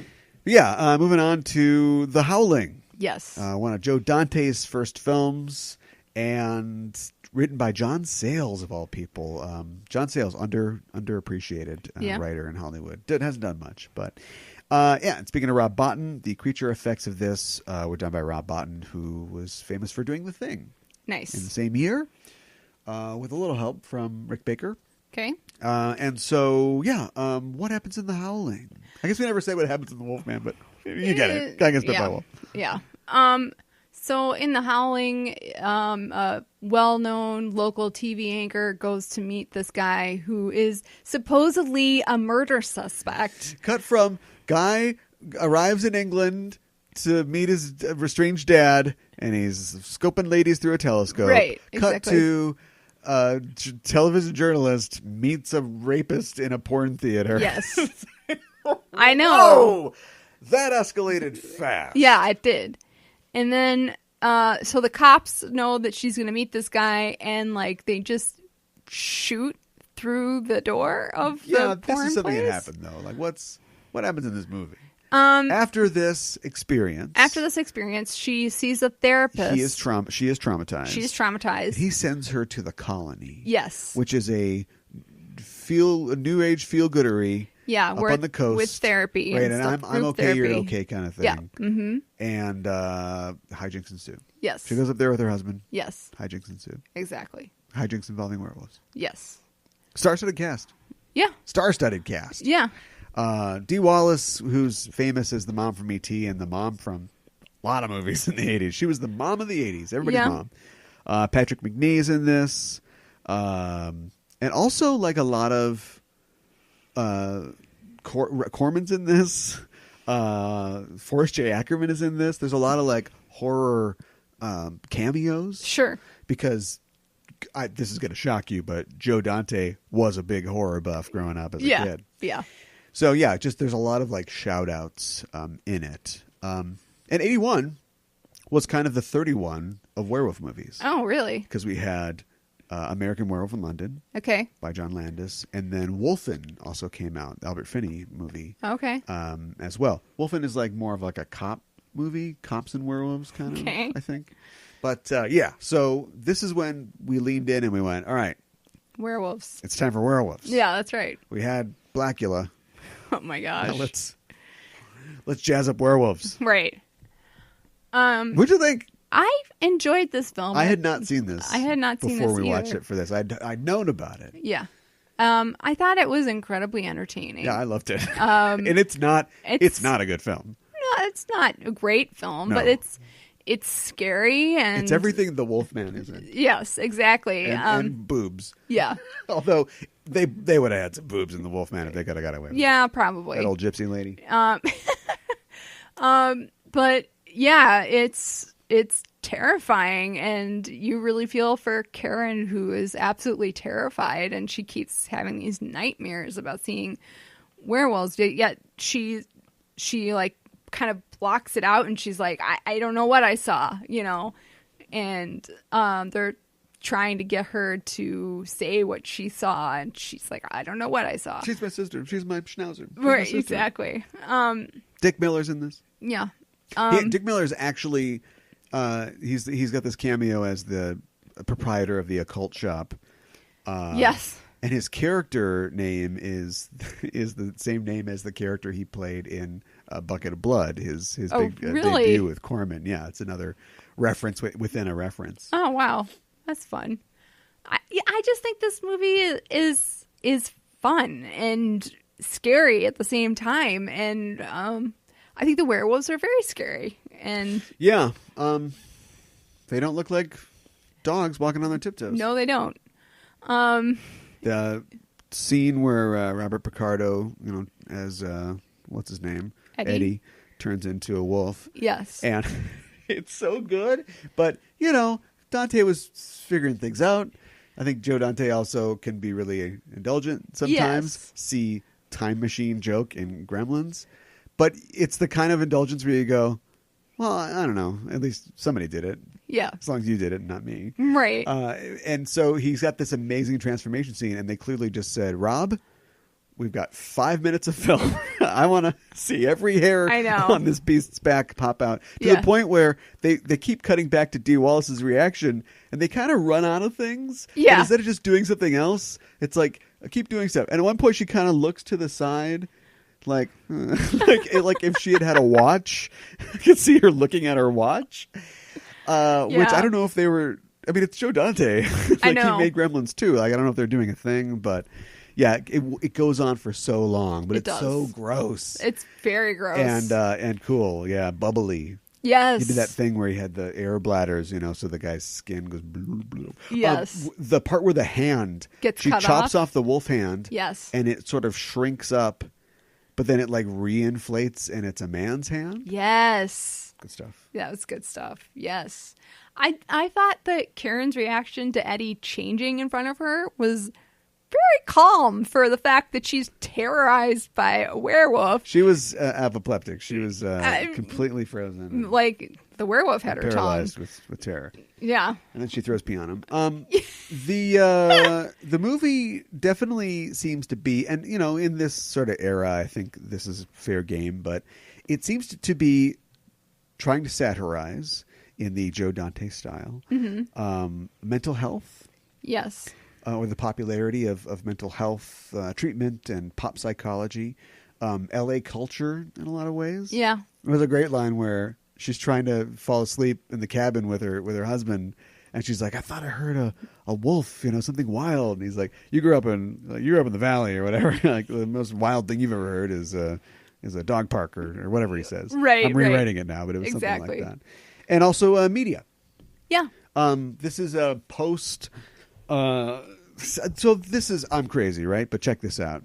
So this is a post network, post. I just think the fact that she is specifically on the news is a thing. It is, for sure. Kevin McCarthy is her producer. Kevin McCarthy, of course, in the original Invasion of the Body Snatchers. Okay.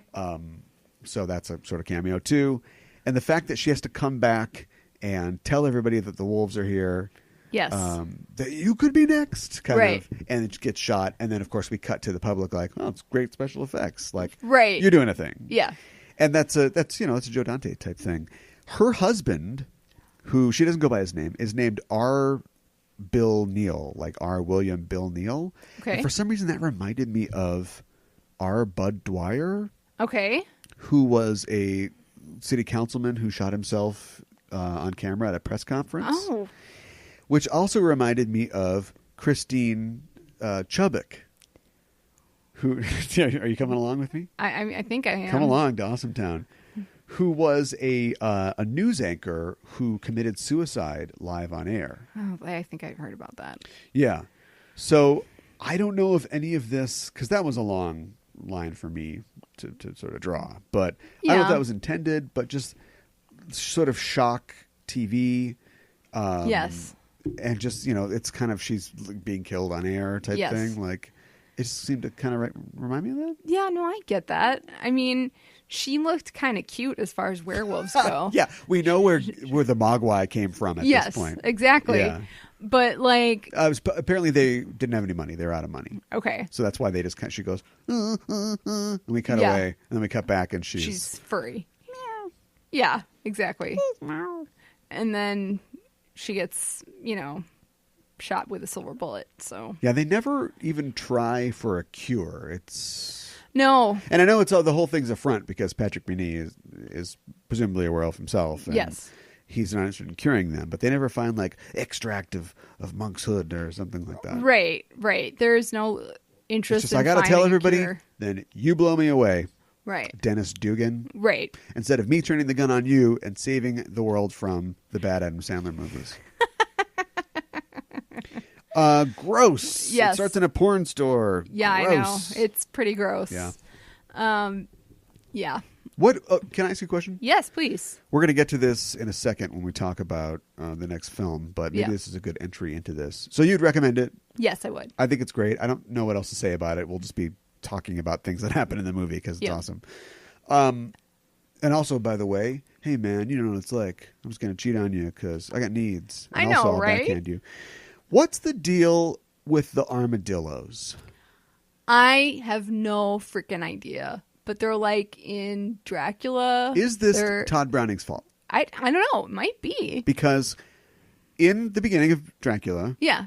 The bat squeaks instead of the cock crows. Right. And all the little vampires are waking up. Yep. And then some armadillos run through because we live in the desert. Yeah, I know. This is not Transylvania. Yeah. And that's what we got. Yeah.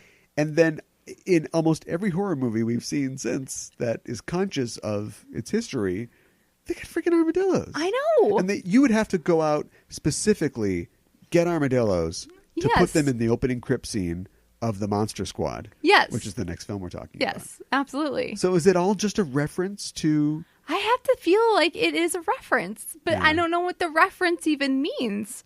Like, what is it about the armadillo that screams vampire? Well, I think my explanation before does it, where it's just we need some weird creatures. I guess. We live in California in the desert. Right. So we can get our hands on some armadillos. That's kind of weird. They're kind of weird and scaly, right? I guess so. And then every other thing has just been a reference to Todd Browning putting armadillos in Dracula. I don't know. The Monster Squad. So. Yes. 1987? What happens? Well, there's a group of kids who like monsters, and they call themselves the Monster Squad. And they catch wind. One of them is the son of a police detective, and he hears his dad talking about a werewolf and a mummy escaping from a museum. Right, that's the first act. Now the rest of the summary of the film. And then he thinks that Dracula might be around, too. Going into the second act. Yeah. And okay. So he's like... Dracula and all the Universal monsters are foiled by a group of kids. Yes. Because I guess we forgot what happens in Scooby-Doo. Yeah, exactly. The Monster Squad. Yes. That'll do it. Yeah. Right? Yeah. Were you going to go just scene by scene breakdown? No, I wasn't. It was... it was directed by Fred Decker, which is a name you may or may not know. It doesn't matter, really.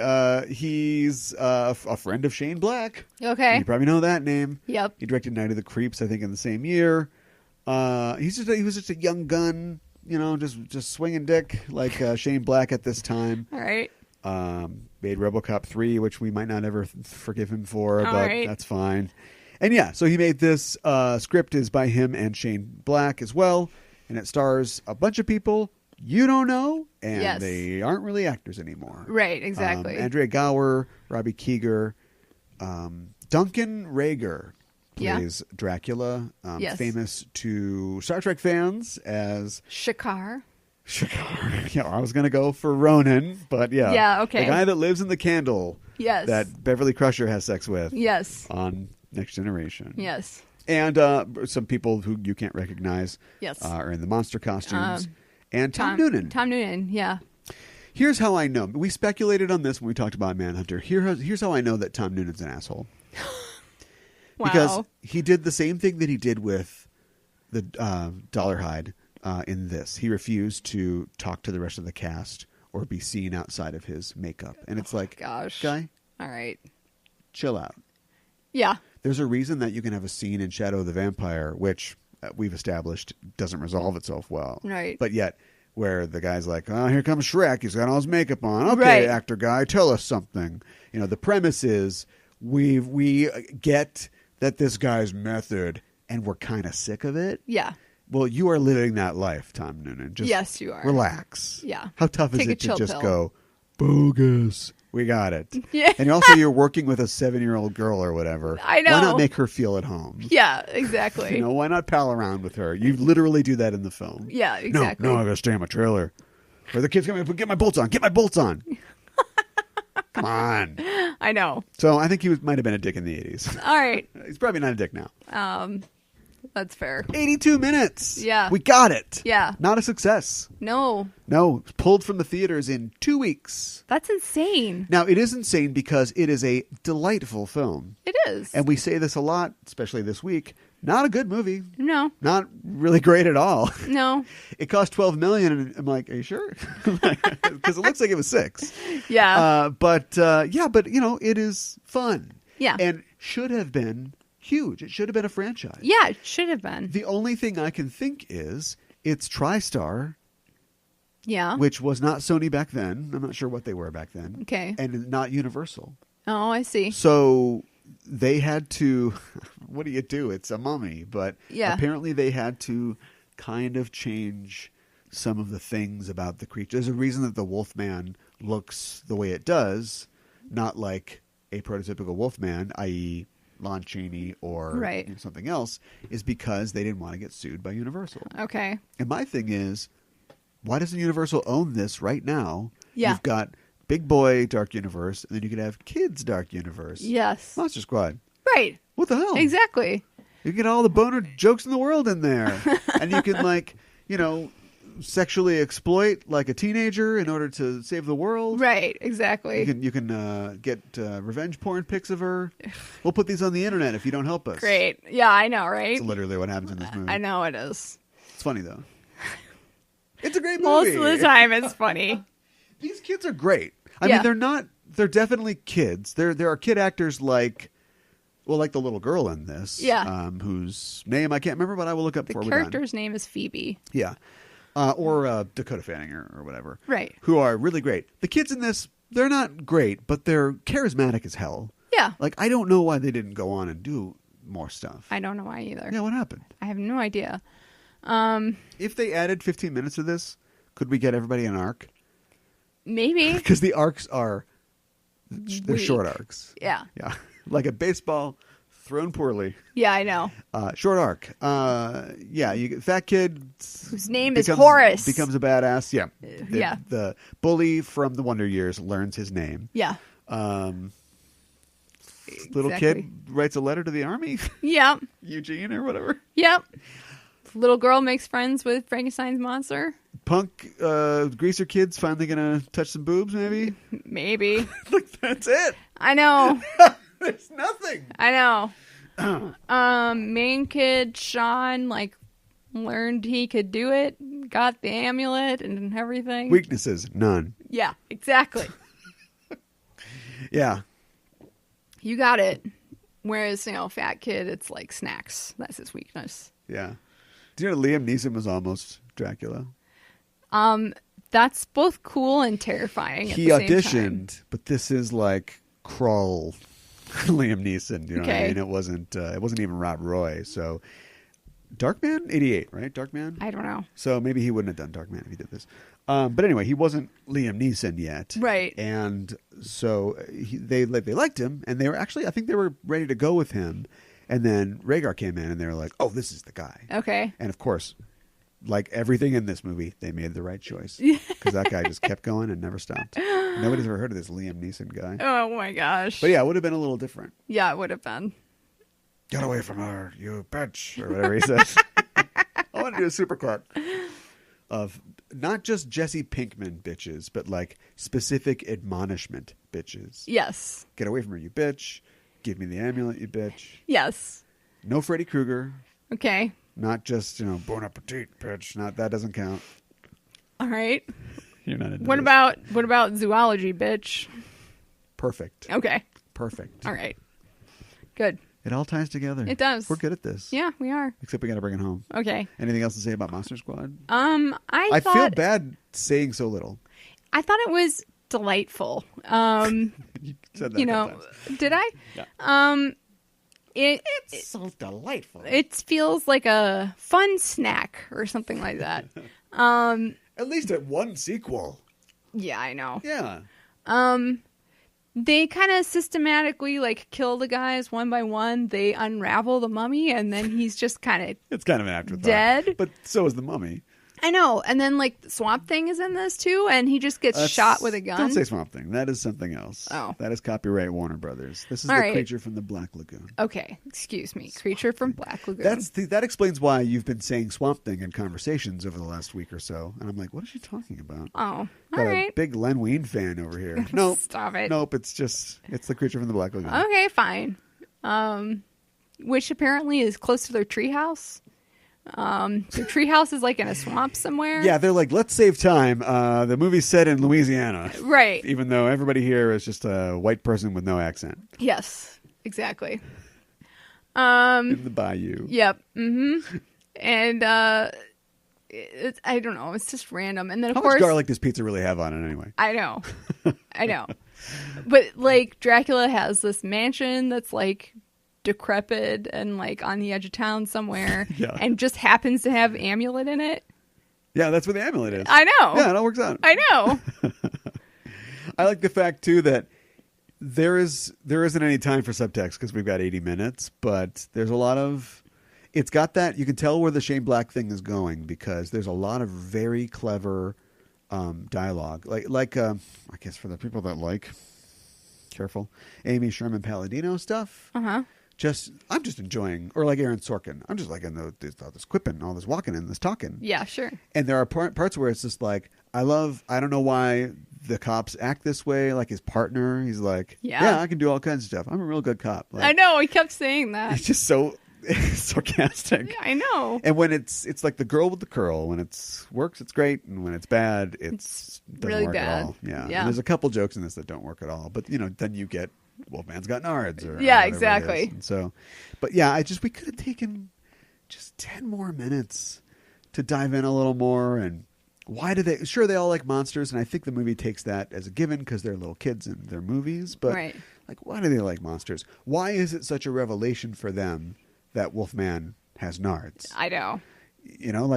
I'd like to see them because they go through the thing where they're like, how do you kill him? How do you do this? But that's like general knowledge. Anybody knows that stuff. Right. Anybody could join Monster Squad. Yeah. Like, what do these kids know? What are they finding out that nobody else knows? Yeah.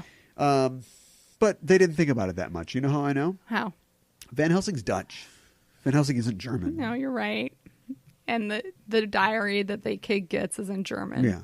Because they heard not in Van Dutch. and they thought, oh, it must be German. No, Van Helsing is Dutch. I know. So, and then they get the help from the creepy German guy who ends up, he like survived a Nazi internment camp. yeah, I know about the super dark. monsters. It's like, whoa, we get it. I know. Wow.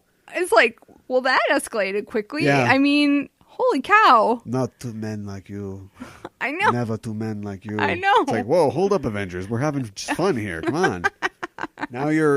That's my thing, though, with the racist Doctor Who villain. Yeah, I know. We're just having fun. This is just a show. I know. This is a show where people have fun. What's this guy's powers? Powers? He's a racist. I know. Well, I always assumed that the Daleks were racists. but Yes. Jeez. I know. All right. Not what we're talking about. I know.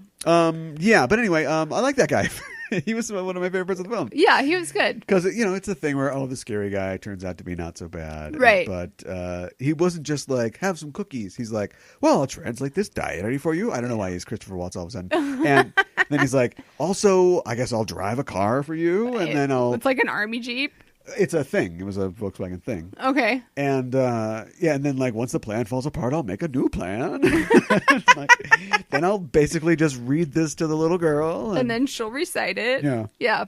Although you pointed out at the end when Tom Noonan's getting pulled into the thing, she's like, Frankenstein, no, and you're like, it's Frankenstein's monster. I know. And I was like, she is a bitch. Yeah. Oh man.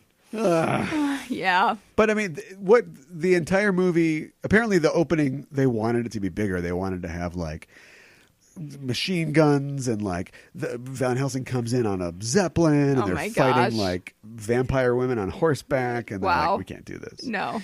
But like for me, the whole movie is summed up in Van Helsing coming out and grabbing the guy and then being like, I know. I'm in. It's so I've crazy. been in for 78 minutes. I can be in for 2 more. Yeah, exactly. So, it was entertaining. Is is the Wolfman the only one that doesn't get a thumbs up, Van Helsing style, from us at the end of this show? All of the movies we've seen, I think yes. Boy, the Lobster got one. Yes. The Lobster Man. Yeah, the Lobster Man. See that coming soon. Greek horror. Delicious. Butter. Mm. Oh, my weakness.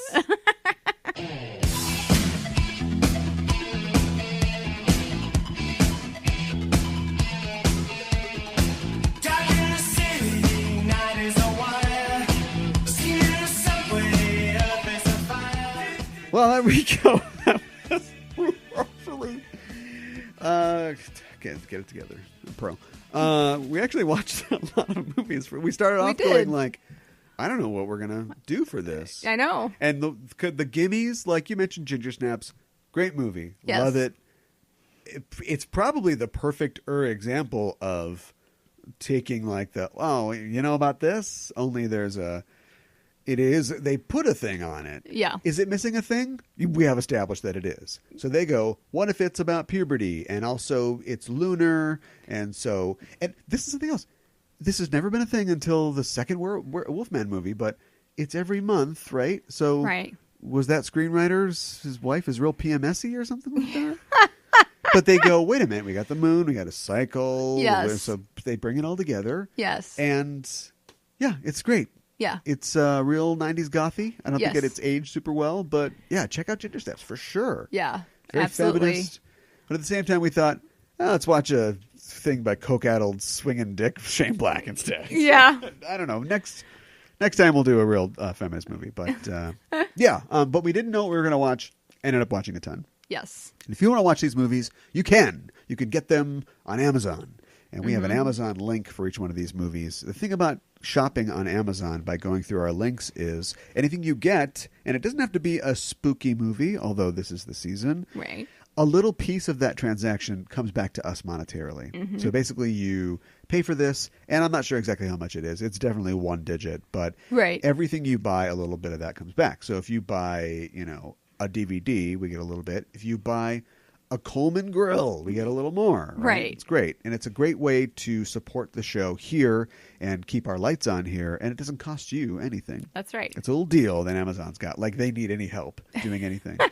We've got links to the movies that we talked about in the show notes. So check those out. Let's see. Let's do the other business. While you're at it, follow us on Facebook and Twitter because we want you to join the conversation with us. Tell us what you thought.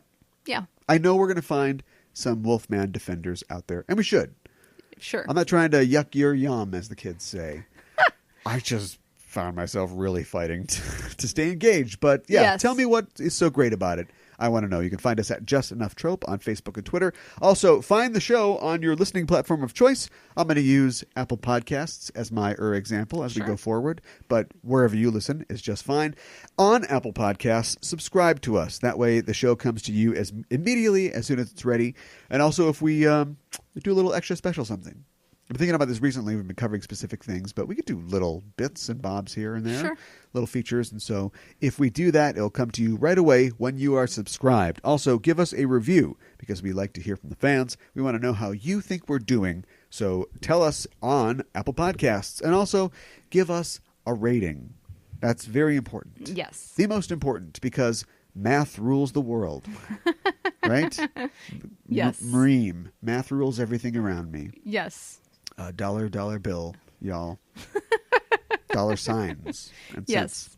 cents. So we need that rating from you because the algorithms in place say, they're doing a good job. We move up in the ranks, and so we appear in searches. We get exposed to more people, and that's really important. Mm-hmm. So give us 5 giant, just like solid $50,000 worth of silver wolf heads atop of a cane. Yes. I mean, it plated, I can see it. Yes. But it's like, I'll go to England. And you do that thing where you're like, well, I'm in England now. I'm an Englander. So you go to a shop and it's like, I'm going to buy this trilby. And like, this is my thing now. Right. And you don't notice anything different about me at all? You're fatter. Wow. It's kind of his thing. He's like, I use a cane now. Yeah, I know.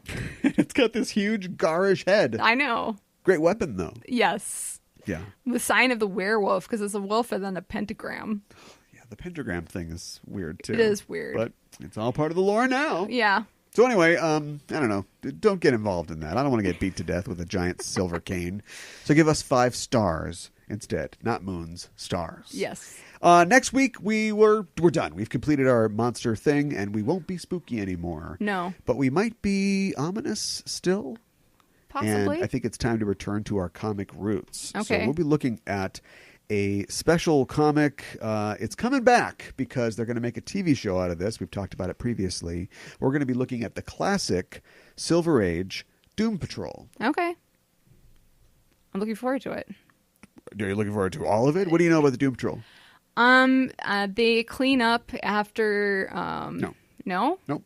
That's damage control. Dang it. So you're going to learn a lot. All right. The world's strangest heroes. Okay. Oh, the X-Men? No. They came out before the X-Men. Okay. So we'll talk about that. All We'll be right. reading, I'll fill people in on social media later, but like the first trade of the Silver Age Doom Patrol. Okay, sounds good. So we'll do that next week, and we're signing off until then. And until then, I'm your host, Caliban. I'm your co-host, Mikan Hana. Keep the geek fires burning.